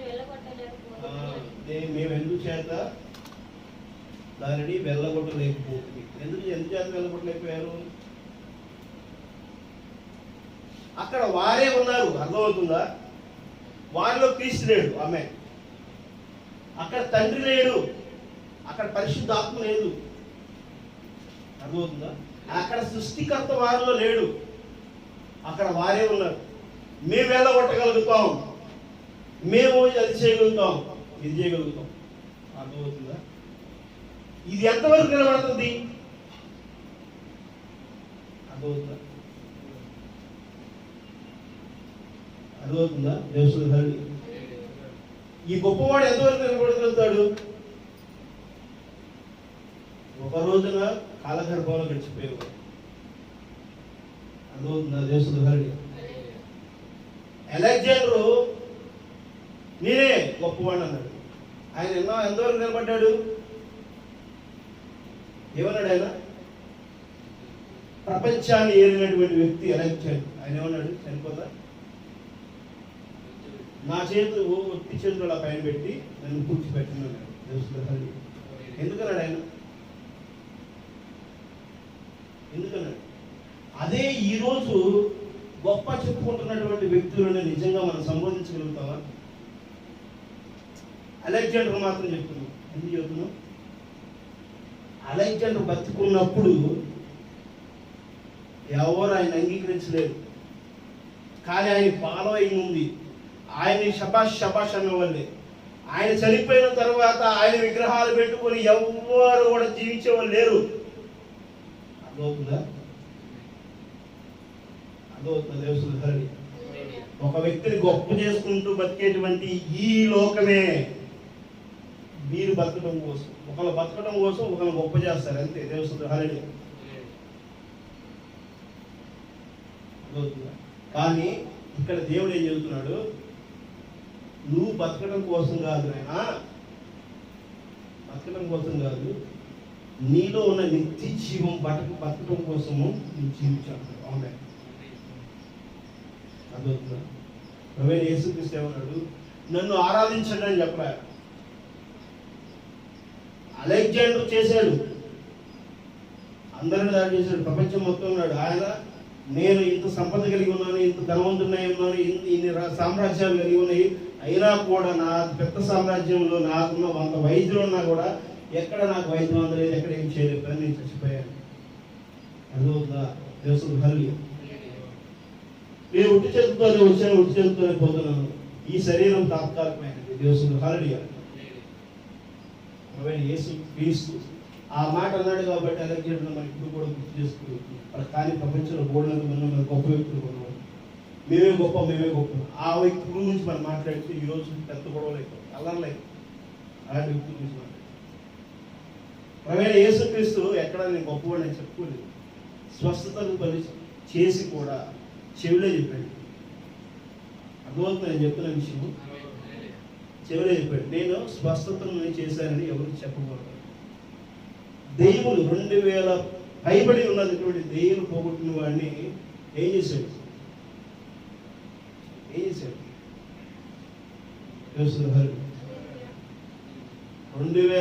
పైబడే దెయ్యాలు ఉన్నటువంటి వ్యక్తిని స్వస్థపరిచినప్పుడు ఆయన నాతో వస్తుంది, ప్రభా నీతో నేను వస్తానని అడిగితే, నువ్వు నాతో రావడం కాదు, నువ్వు ఈ దేశంలో ఎన్ని స్వార్థ పట్టించాడు.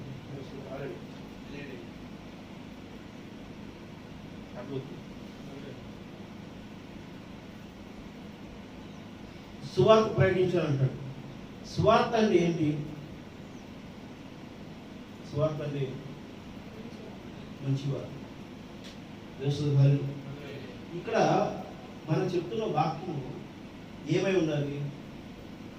ప్రభు యేసు క్రీస్తు ఇంకా ఇజ్రాయెల్ దేశంలో ఒక వ్యక్తిను లేకపోతే ఒక సామ్రాజ్యాన్ని మనం ప్రకటించడానికి వచ్చామా? ఈ కాల ప్రవక్త వాక్యము ఏం చెప్పాడు? ప్రజలు యేసు క్రీస్తు అంటే ఏంటో రుచి చూపించాడు. ఆమె ఆ రుచిని మర్చిపోయినటువంటి సంఘానికి ఆయన శరీరం యొక్క రుచి చూపించాడు. ఆయన రక్తం యొక్క గొప్పతనం చూపించాడు. ఆ అద్భుత క్రియలు చూపించాడు. అర్థమవుతుందా? నీవు నేను ఆ విధముగా జీవించాలనేటువంటిది దేవుడు చెప్తున్నాడు. నేను ఏ సంగతులు చెప్తున్నో ఆ సంగతులను బోధించండి, గుర్తు చేయండి, మననం చేయండి. అర్థమవుతుందా? నిన్ను ఆయన ఏమంటున్నాడు? నన్ను కనపరచమంటారు ఆయన. తెలుస్తుంది. అపోస్తుల కార్యములు 19వ అధ్యాయం చూడండి. ఆయన ఏం చెబుతున్నాడు చూడండి. అపోస్తుల కార్యములు 19వ అధ్యాయము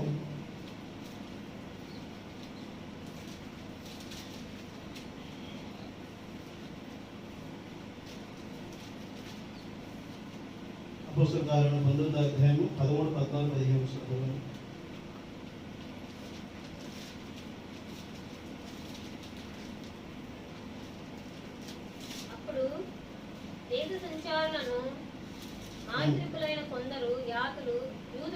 అప్పుడు దేశ సంచారులైన మాంత్రికులైన కొందరు యూదులు పౌలు ప్రకటించు యేసు తోడు మిమ్మును ఉంచుటన చేయుచున్నాను నేను మాట చెప్పి ఏం చెప్తున్నాడు ఆయన? పౌలు ఏం చెప్తున్నాడు? పౌలు ప్రకటించు యేసు తోడు మిమ్మును ఉంచుటన ఏమన్నాడు? అనగా మంత్రించుట.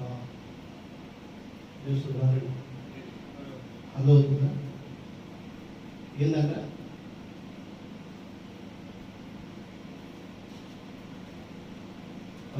సరిగ్గా దేశ సంచారులను మాంత్రికులనైన కొందరు యూదులు పౌలు ప్రకటించు యేసు తోడు మిమ్మును ఉంచుటునా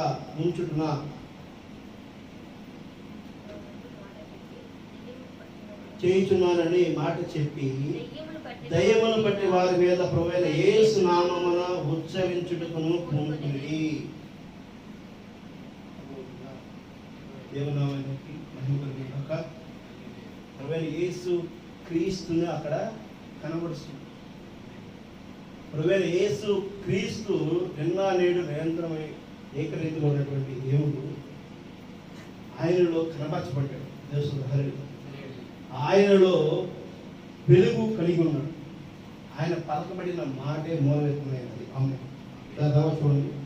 యూదులైనా ఎస్కేవైన ఒక ప్రధాన యాజకుని కుమారుడు 7 అలాగు చేయుచుండిరి. అందుకు దెయ్యములు నేను యేసును గుర్తెరుగుదును, పౌలును కూడా గుర్తెరుగును, కానీ మీరెవరని అడగగా. దెయ్యం వ్యక్తిలో పెట్టి ఉందంట. అదేం అడుగుతుంది? ఎవరు అడుగుతుంది? యేసు నేను ఎరిగాను, పౌలును గుర్తు ఎరిగి ఉన్నాను, నువ్వెవరి?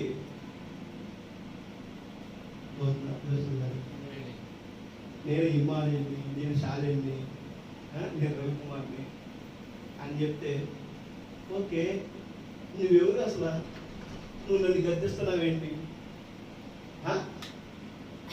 ఎదురు తిరిగింది సాతాను. నేను పౌరులు ఎదుగున్నాను, యేసుని ఎదుగున్నాను, నువ్వెవరు అసలు?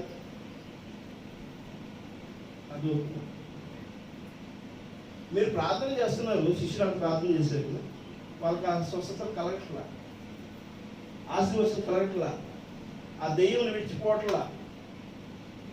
ప్రభువా మేము ఎందుకని ప్రార్థన చేస్తున్నాము? యేసుతో అక్కడ ఏకాంతంగా కూర్చుని అడుగుతున్నాం.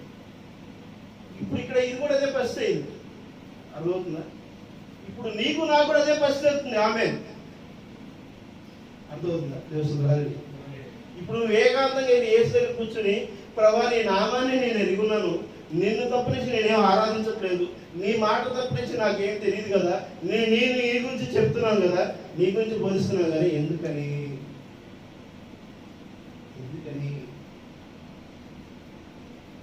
నేను నీ మాదిరిగా ఉండలేదు కదా.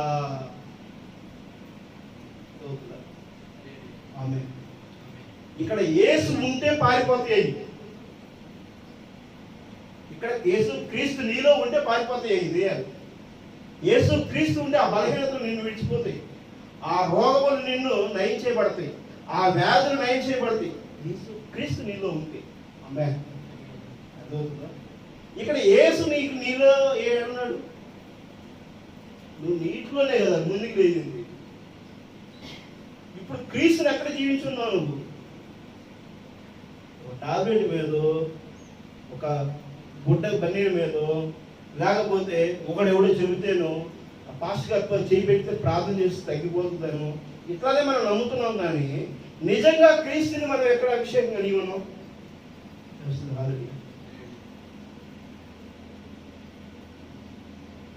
ఇక్కడ సంతోషం ఎక్కడ వస్తుంది? క్రీస్తు సంతోషం నీలో ఎక్కడ వస్తుంది? సంతోషం అంటే ఏంటి? నిన్ను హెచ్చించుకున్నదా? అర్థమవుతుందా?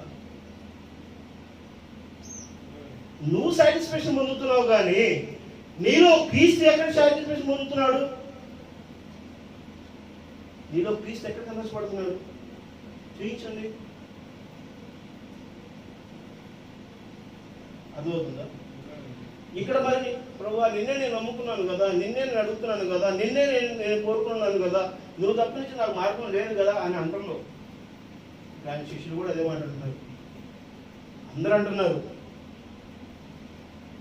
ఆయనకి ద్రవ్యం ఇచ్చి చంపిన వాళ్ళు అంటున్నారు, ఆయన మృతుడిలోంచి లేపబడ్డాడనేటువంటి విషయాన్ని ప్రకటించకుండా ద్రవ్యం ఇచ్చి మరి అది అణిచివేసిన వాళ్ళు అంటున్నారు క్రీస్తుని విశ్వసిస్తున్నామని. ఆచారాలతో బతికే వాళ్ళు అంటున్నారు, సంఘాలు కట్టుకుంటున్న వాళ్ళు అంటున్నారు. అదవుతుందా? ఆ పేరు చెప్పుకొని దందాలు చేసేవాళ్ళు అంటున్నారు, డబ్బులు వసూలు చేసుకునే వాళ్ళు అంటున్నారు, 4 గోడలు కట్టి పైన రేగులు వేసేసుకున్నారు, స్లాబ్లు వేసేసుకున్నారు, జనాభానందరం పోగొట్టుకొని చప్పట్లు కొట్టించి డ్యాన్స్ వేసి దశమ భాగాలు తీసుకునే వాళ్ళు అంటున్నారు. అర్థమవుతుందా? దేవుని నామానికి మహిమ కలుగుతుందా? నీలో క్రీస్తు ఎక్కడున్నాడు? మరి క్రీస్తు బోధ ఎక్కడ ఏంటంటే మొదటి యోహాను 5వ అధ్యాయం 7వ వచనం 8వ వచనం ఇక్కడ క్రీస్తు ఎక్కడున్నాడో అర్థమైతే, ఈరోజు సంఘానికి అర్థమైతే పట్టుకోగలుగుతుంది.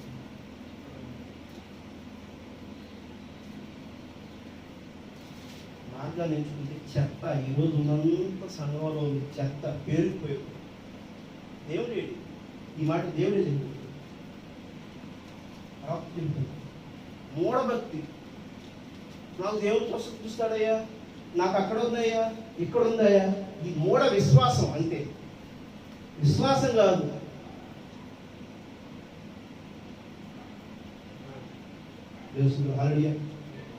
ఇదే దేశంలో ఉంది, ప్రపంచంలో ఉంది, సాయంకాలం సంఘంలో ఈ మూఢభక్తి కానీ దేవుని నిజమైన ప్రేమ కలిగినటువంటి ప్రేమ లేవు. మొదటి యోహాను 5వ అధ్యాయము మొదటి యోహాను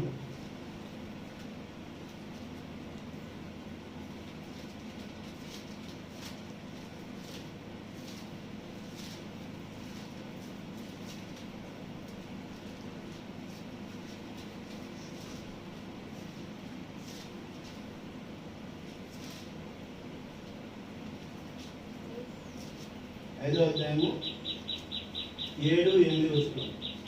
సాక్ష్యమిచ్చు వారు ముగ్గురు అనగా ఆత్మీయు, నీళ్లును, రక్తమును ఈ ముగ్గురు ఏకీభవించి ఉన్నారు.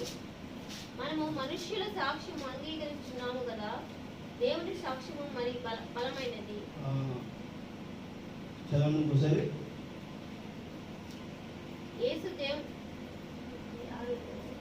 8 వచనం. సాక్ష్యం ఇచ్చేవారు ముగ్గురు.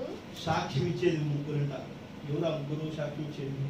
ఆత్మయు, నీళ్లును, రక్తము.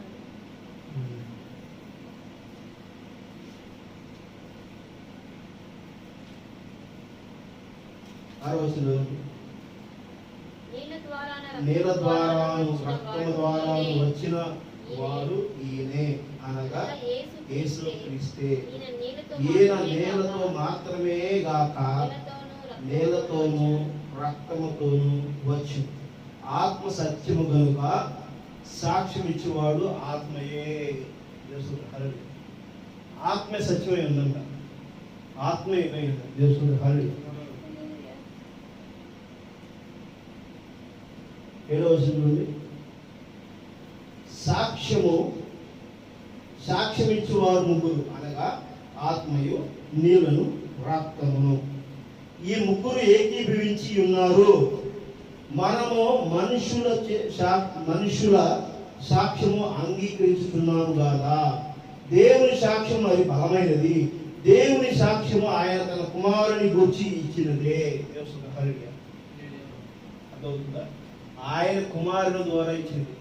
నీటి బాప్తిసం మనం పొందితే వాక్యమును అంగీకరించిన వారు ఆమె. అర్థమవుతుందా? ఆ వాక్యంలో నువ్వు జీవించి ఉండాలి. ఆ రక్తము చే శుద్ధీకరించబడాలి. దేవుని హల్లెలూయా. ఆ క్రీస్తును నువ్వు అభిషేకం పొందాలి. దేవుని హల్లెలూయా. ఆ ఆది యందు ఆదాము కంటే ముందే ఉన్నాడు. ఆది యందు వాక్యం ఉండును, వాక్యమే దేవుని యొద్ద ఉండును, ఆ వాక్యమే నీలో నాలుగు నీ మధ్య నా మధ్య సంచరిస్తుందని చెప్తున్నాడు. ఆమె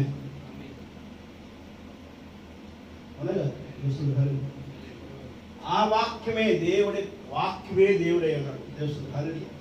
ఆ వాక్యమే రక్తమైనది. ఆమె ఆ వాక్యములో నువ్వు ప్రోక్షించబడితే, ఆ వాక్యము నువ్వు గ్రహించి ఆ వాక్యాన్ని నువ్వు వెంబడిస్తే, ఆ వాక్యములో నువ్వు జీవిస్తే, ఆ వాక్యము నీలో కనపరచబడితే, ఆమె నువ్వు నేను ఊరిని మాట్లాడుకుంటే కాదు, త్యాగం చేస్తే కాదు.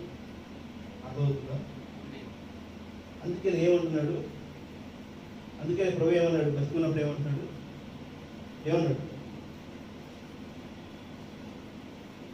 మత్తయి సువార్త చూడండి 17వ అధ్యాయం. ఏమన్నాడు? 27వ చదువు. అందుకు ఆయన మీ అల్ప విశ్వాసము చేతనే మీకు ఆవగింజంత విశ్వాసం ఉండిన ఎడల ఈ కొండ చూసి ఇక్కడ నుండి అక్కడికి పొమ్మనగానే అది పోవు. ఈ కొండను చూసి ఈ కొండ అక్కడికి పో అంటే అక్కడ పోవాలి. అది ఆవగింజంత విశ్వాసం ఉంటే అంటాడు. ఆమె ఎందుకని ఈరోజు మరి బలహీనతలు కూడా మరి మన నుంచి వెళ్ళిపోవట్లేదు? నీలో తీసుకుంటే నీకు నాకు దేవుడు నిజమైనటువంటి శోభానం కలిగి ఉంటే, అర్థమవుతుందా? నీ మనసు నా మనసు క్రీస్తు మాదిరిగా ఉంటే, నీ ప్రార్థన నా ప్రార్థన క్రీస్తు అంగీకరిస్తే, సంఘము ఏక మనసుతో ఏది ప్రార్థిస్తే అది ఆమేన్ జరుగును కాక. ఎవరైతే 2 3 కూర్చుని నా నామమును ప్రార్థించుదురో అక్కడ నేను ఉంటానంటాడు. ఆమేన్. మరి సంఘంలో ఎంతమంది జనాలు ఉండి ప్రార్థిస్తున్నప్పుడు ఈ రోజు ఎందుకు స్వస్థతలు జరగట్లేదు? ఆమేన్. ఒక వ్యక్తి ద్వారా స్వస్థతలు రావడం కాదు ఇక్కడ. అదోదుగా 2 3 కూర్చుని నా నామాన్ని స్మరించుతూ అక్కడ ఏమన్నాను. ఆమేన్. మరి మన ప్రార్థన దేవుడికి ఆలోచించేటువంటి విధంగా ఉందా? నిజంగానే మన వాక్యాన్ని మనం గుర్తిరిగి ఉన్నామా? దేవుని నామానికి మహిమ కలుగుతుందా? ఇక్కడ నువ్వు నేను జీవించాలని కోరుకుంటున్నా. ఇక్కడ క్రీస్తు మనలో జీవించాలని కోరుకుంటున్నా. ఆమె అర్థమవుతుందా? నేను గొప్పగా ఉండాలి, నేను చెప్పింది వినాలి, నేను చెప్పింది అక్కడ బయటపడి కావాలి, నేను చెప్పింది ఆధిక్యత ఉండాలి, నేనే కనపరచబడాలి, నేనే అక్కడ అగ్రస్థానంలో నిలబడాలి, నేనే అందంగా ఉన్నాను, నేనే గొప్ప అనేటువంటిది ఉంటుంది. కానీ నాలో ఉన్న వాక్యము కనపరచబడుతుందా? ఇక్కడ నటించడం కూడా కాదండి. నువ్వు గుర్తుపెట్టుకో, నీ హృదయ రహస్యాన్ని ఎరిగిన వాడు ఆమె. నీ యొక్క ఆ యొక్క జాయింట్స్ ఉంటాయి, రక్త మూలికలలోకి వెళ్ళి చూసే దేవుడు అన్నాడు. ఎందుకంటే నీ రక్తంలో ఆయన కలయిస్తేనే స్వస్థత వస్తుంది. ఆమె నీ రక్తంలో ఆయన రక్తము కలిస్తేనే గద్దింపు వస్తుంది. ఆమె బలహీనతలు మనకు కావాల్సింది. ఈ తాత్కాలికమైన శరీరం మనల్ని బాధిస్తుంది, వేధిస్తుంది, శోధిస్తుంది, అపనిందల పాలు చేస్తుంది, మనల్ని ఒక దీనమైనటువంటి స్థితి తీసుకెళ్తుంది. కానీ భౌతికమైన ఈ శరీరాన్ని చేయొచ్చు, కానీ క్రీస్తు నిజంగా మనలో జీవించి ఉంటే నిత్య జీవంలోకి మనం ప్రవేశించుకుంటాం. సంఘం ఈ విషయాన్ని గుర్తించాలి.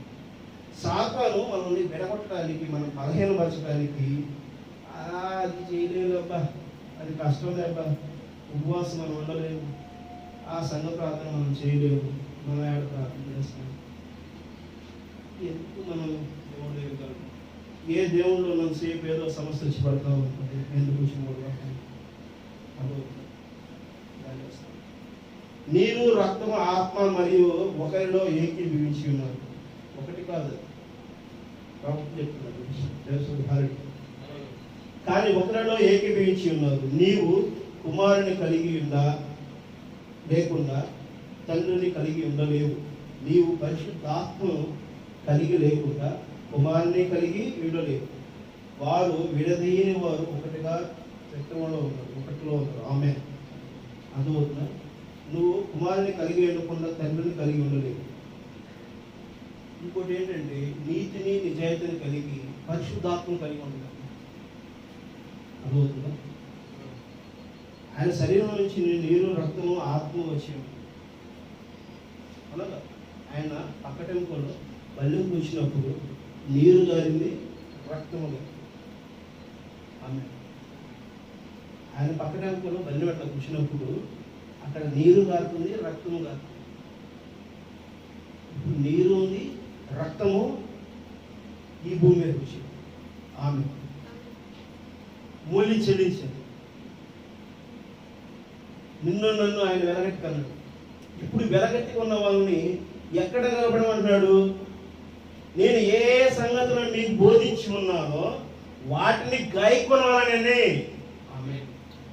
వాటిని మీరు ఆచరించాలి, వాటిని నిష్ఠానుతులుగా మీరు క్రమం కలిగిన జీవితంలో ఉండాలి. ఆ పరిశుద్ధ గ్రంథాన్ని నువ్వు వెంబడించేవాడిగా ఉండాలి. హల్లెలూయా. దాన్ని నువ్వు అది బాప్తిస్మం అంటే ఏంటి? నీవు బాప్తిస్మం అంటే ఏంటి? ఆ నీటిలో నువ్వు ప్రోక్షించబడుతున్నావు. ఆ యొక్క వస్త్రాన్ని నువ్వు ధరిస్తున్నావు. క్రీస్తు అనే వెలుగు వస్త్రాన్ని నువ్వు ధరిస్తున్నావు. ఆమె ఆ వెలుగు కింద నువ్వు జీవిస్తుంటే, వెలుగు నువ్వు ఉన్నప్పుడు నీ దగ్గరికి ఏదన్నా వస్తాయా? చీడు వస్తుందా? వస్తుంది. హరి చీకటిలో అయితే ఇసుకులు దొరుకుతాయి, కానీ వెలుతూ ఉన్నక్కడ ఉంటే ఉంటాయా? వెలుతూ ఉన్నక్కడ ఇసుకులు ఉంటాయా? వెలుతురు వస్తుందంటే చీకటి వెళ్ళిపోతుంది. ముందు కలిసి ఉండవు కదా. నీలో నీతి నిజాయితీ దేవుని పరిశుద్ధ ఆత్మతో నడుస్తున్నప్పుడు నీలో ఉన్నవన్నీ పాపం అంతా కొట్టుకుని పోతా ఉంటుంది. నీ భౌతిక రక్తము నశించిపోతుంది, క్రీస్తు రక్తము అభిషేకించబడుతుంది. ఆమె అర్థమవుతుందా? తెలుస్తుంది. హరి కాబట్టి నీవు నేను దేవుని చిత్తానుసారమైన జీవితంలో ఉండటం కోసం ప్రయత్నించేది, సాతానికి లోబడిన జీవితంలో ఉండటం కోసం కాదు. బలహీనమైనటువంటి పరిస్థితి నీకు కల్పించబడుతుంది అంటే అది కేవలం సాతాను వాడు నిన్ను తప్పుడుతున్నాడు అని అర్థమవుతుందా? దేవుని నామాన్ని మహిమ గాక. మార్కు సువార్త 9వ అధ్యాయం 20, 22, 25. మార్కు సువార్త 9వ అధ్యాయం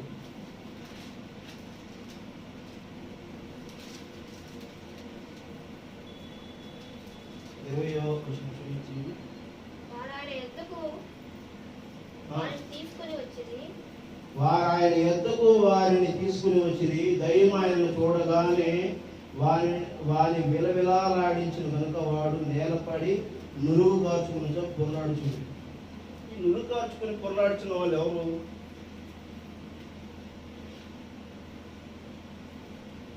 దీని ప్రవక్త ఏం చెప్తున్నాడంటే, అక్కడ జరిగింది ఏంటంటే, ఈ నురుగు గారి పొరలాడడం అనేది మూర్ఛరోగం అంట. మూర్ఛరోగం అంట. మూర్ఛరోగం ఎందుకు వస్తుంది? మూత్రపిండాలలో సరైన ఫంక్షన్ లేకపోతే వస్తుందంట. తెలుసుకుంటాను.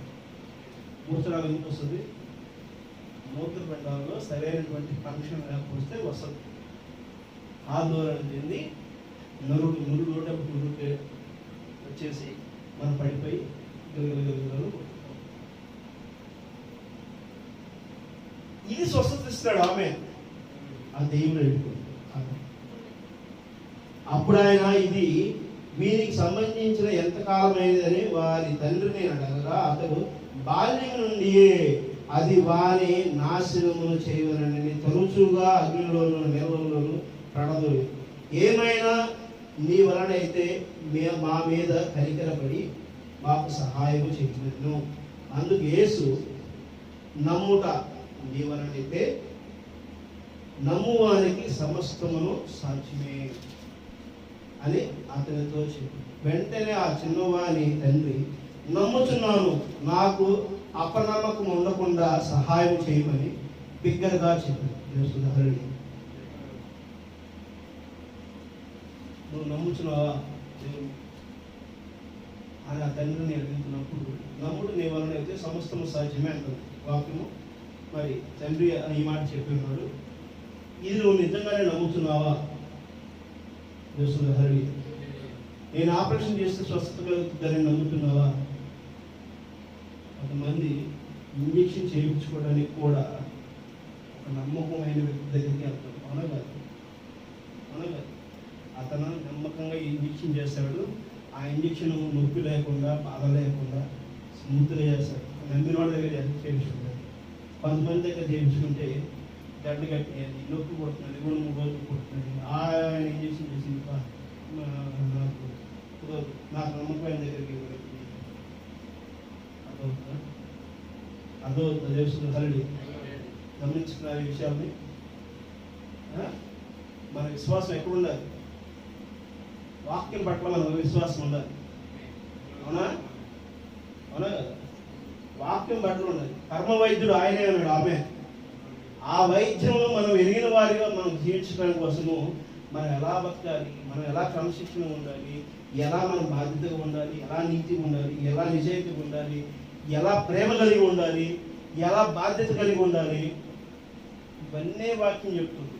అర్థమవుతుందా? నిన్ను ఊరనే కూర్చుని ఆరాధిస్తూ చేయమంటలా, వాక్యాన్ని వెంబడించు అంటుంది ఆమె. నిన్ను వల్ల నీ పొరుగు వారిని ప్రేమించు అంటుంది. ఒకరితో ఒకరితో కలిసి జీవించడం నేర్పిస్తుంది వాక్యం. ఏ ఒక్క వ్యసనానికి బానిస కాకూడదని చెప్పి చెబుతుంది వాక్యం. సమయానుకూలమైనటువంటి పని చేయని చెబుతుంది వాక్యం. నేను ఉదయకాలంలోనే సోమరిపోతులా నిద్రపోకుండా లెగమని చెప్తుంది వాక్యం. అవునా కాదు? తెల్లవారుజామునే లేచి నేను ఈ చేసే ప్రతి పని నీ చిత్త ప్రకారం నెరవేర్చిన అయినా నీ ప్రార్థన చేయమని చెప్తుంది వాక్యం. నిన్ను సరైన క్రమంలో నడమని చెబుతుంది. సరైన సమయంలో భోజనం చేయమని చెబుతుంది. సరైనటువంటి మాటను ఉచ్చరించమంటుంది. ఎటువంటి అబద్ధం సాక్ష్యం చెప్పొద్దంటుంది. ఎటువంటి అబద్ధమైనటువంటి మాట మాట్లాడొద్దంటుంది. ఇదే కదా వాక్యం చెబుతుంది. అలా నేను ఉండలేను, ఇలా ఉండలేను. ఎలా ఉండాలి మరి? క్రీస్తుని వెంబడించడం అంటేనే ఒక క్రమం కలిగిన జీవితం అయినది ఆమె. నిజమైన దేవుణ్ణి వెంబడించడం అని అంటే, నిజంగా మనం దేవుణ్ణి ప్రేమించేటువంటి ఈ ప్రపంచాన్ని మనం జయించాలంటే, ఈ ప్రపంచాన్ని జయించడం అంటే ఏంటి? ఆస్తిలోనో, ఆధిపత్యంలోనో, లేకపోతే అందరికంటే గొప్పవాడు అని చెప్పించుకోవడంలోనూ కాదు జయించడం. అదవుతుందా? ఫస్ట్ నిన్ను నువ్వు జయించాలి. నీ బద్ధకాన్ని జయించాలి, నీ కోపాన్ని జయించాలి, నీ అవిశ్వాసాన్ని జయించాలి, నీవు పెద్దల పట్ల గౌరవం లేని విధానాన్ని జయించాలి. సరి చేసుకునే మనస్తత్వం కలిగి ఉండాలి. క్రమం కలిగిన మనస్తత్వంలో జీవించడం కలిగి ఉండాలి. నిన్ను నువ్వు జయించాలి. ఈ వాక్యం ఏం చెబుతుందో దానిని నువ్వు వెంబడించడంలో ఆ వాక్యాన్ని మనం గుర్తెరిగి ఎప్పటికప్పుడు ఆ వాక్యాన్ని మనం గుర్తు చేసుకుంటూ ఈ వాక్యం ఆల్రెడీ చెప్పబడింది కదా, ఈ వాక్యం ప్రకారం నేను నా జీవితం ఉందా లేదా, ఎందుకని నేను అలా జీవించలేకపోతున్నాను, నిజంగా నేను ఆ విధమైన జీవితం లేకపోతే నేను బైబిల్ పట్టుకుని మందిరంలో కూర్చోవడానికి ప్రార్థన చేయడానికి అర్హుడేనా, నిజంగా క్రైస్తవునా? ఈ ప్రశ్న నీలో రావాలి. దేవసుత హరి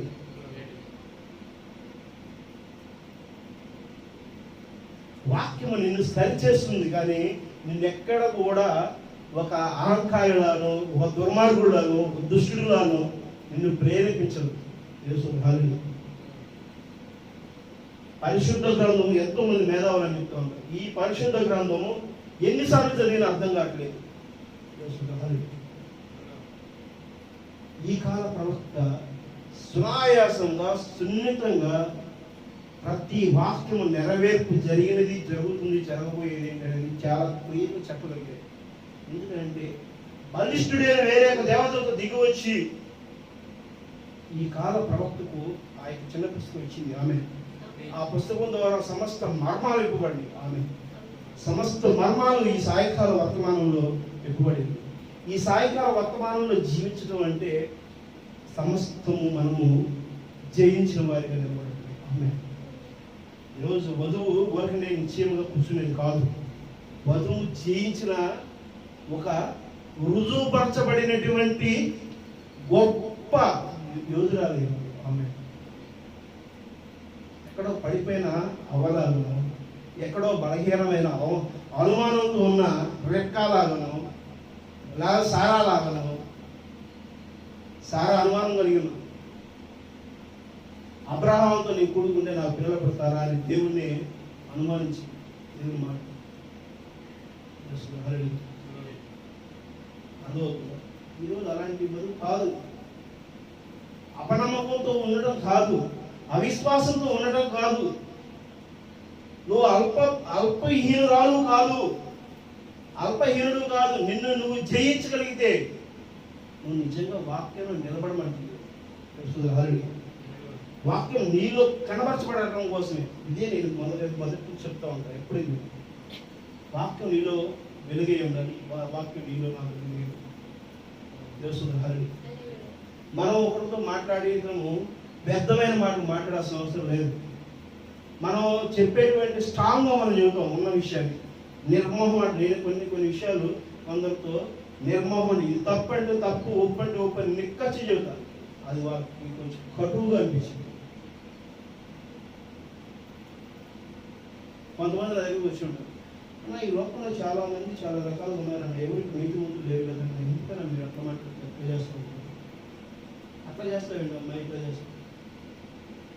నేను అలా ఉండమని చెప్పి నాకు దేవుడు చెప్తున్నాడు, నేను అలానే ఉంటున్నాను. నా తోటి వాడిని ప్రేమించాను కాబట్టి నేను అలా మీరు ఉండాలని చెప్తున్నాను. అర్థమవుతున్నాను. నేను ద్వేషిస్తే చెప్పకుండా మానుకుంటాను.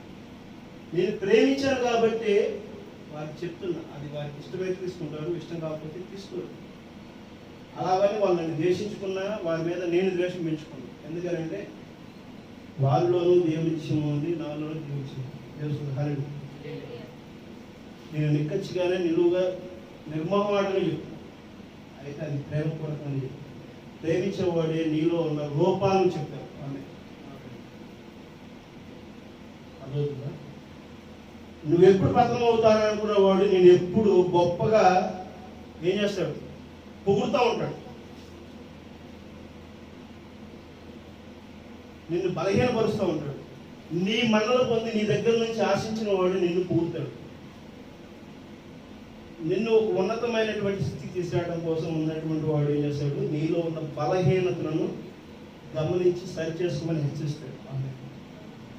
అదే దేవుడు ప్రభువైన యేసుక్రీస్తు కూడా నిన్ను నన్ను గమనించినవాడు కాబట్టి నీలో నాలోను ప్రతి బలహీనతను చూసి హెచ్చరిస్తున్నాడు. ఆమె అదో చదవండి 24 వచ్చింది.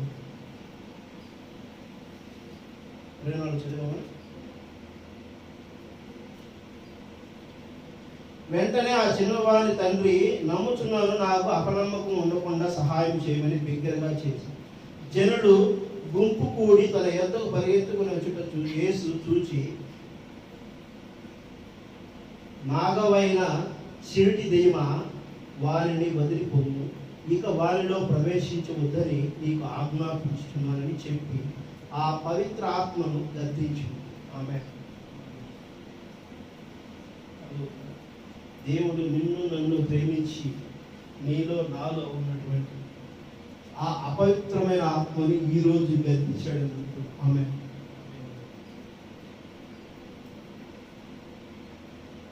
గద్దిస్తే ఆ అపవిత్ర ఆత్మ నీలో నాలో నుంచి బయలుపాటు కలిగి వెళ్ళిపోయింది. మరలా దాన్ని నువ్వు ఆహ్వానించుకోవాలి. అదవుతుందా? మరలా నువ్వు ఆహ్వానిస్తే ఉమ్మేసిన ఉమ్ము తీసుకుని మళ్ళీ తింటాము. మనం కక్కిన దాన్ని తినేది ఏంటి? కుక్క. కుక్క విశ్వాసం కలిగిందని అంట, కానీ అలా చేస్తుంది కదా. కక్కిన దాన్ని మళ్ళీ తినేది ఇది కుక్కే, కానీ ఏంటంటే తెలియదు.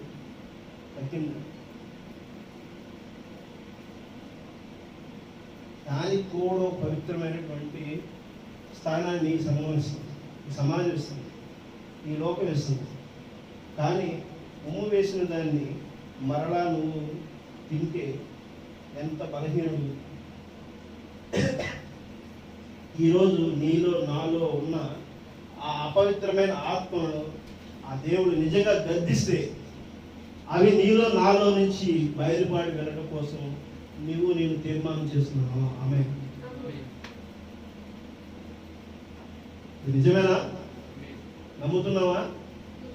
బలపరచబడ్డావా? మరోసారి ఇలాంటివి మీ దగ్గర కనబడినంటే అది మీరు ఉమ్ము వేసిన దాన్ని మళ్ళీ మీరు తిన్నట్టే. అర్థమవుతుందా? బలహీనమైనటువంటి వారిగా మీరు జీవించకూడదని దేవుడు నిన్ను ఈ రోజున హెచ్చరిస్తున్నాడు. దేవసుందర హారడి దేవనామానికి మహిమలను కాక ప్రార్థన చేసుకుంటాం.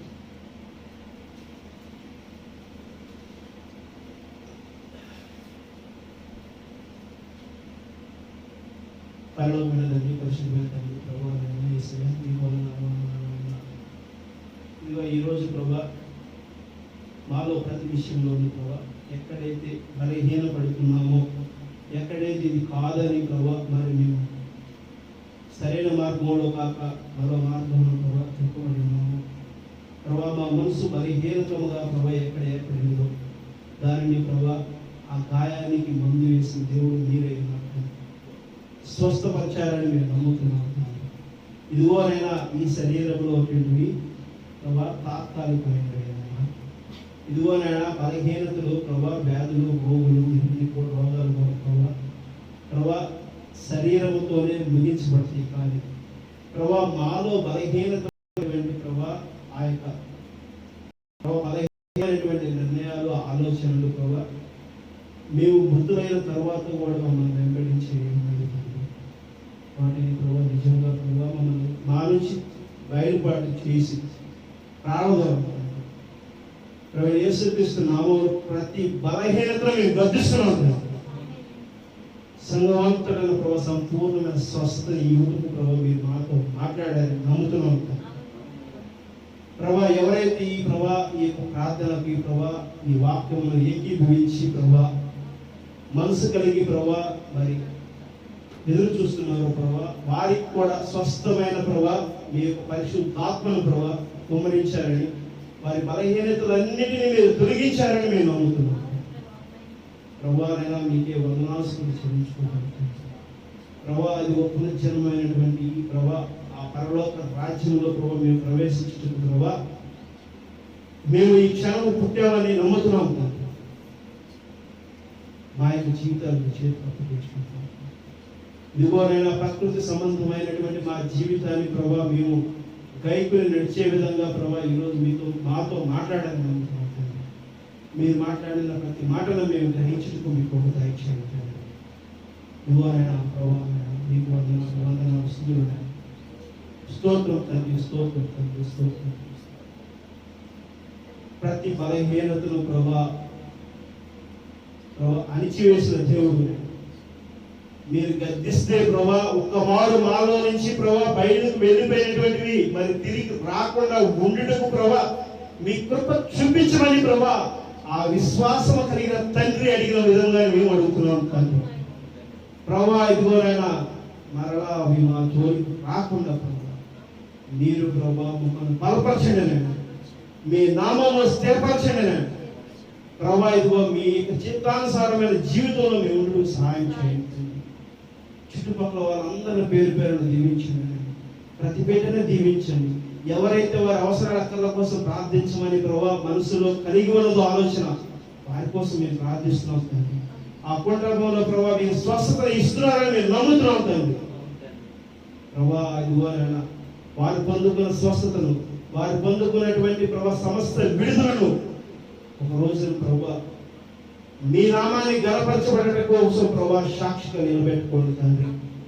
మేము కాదు నాయన, మీ నామము మాత్రమే ఇక్కడ ప్రభా ఘనత మేము పొందుకోవాలని వేడుకుంటున్నాం తండ్రి.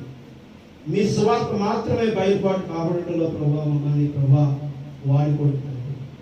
మమ్మల్ని ప్రభా మీరు బలపరిచి దీవించండి నాయన ప్రభా. ప్రతి బిడ్డని ప్రభా మీరు దీవించండి. మీరే ప్రతి విషయంలో సహాయ అందించగలరు. సమస్తమైన విషయాలు అప్పగించుకుంటూ తగ్గించుకుంటూ ఘనత మహిమ మీరే పొందుకోమని ప్రభు యేసుక్రీస్తు నామములో అడిగి వేడుకుంటున్నాము తండ్రి. ఆమేన్. ఇప్పుడు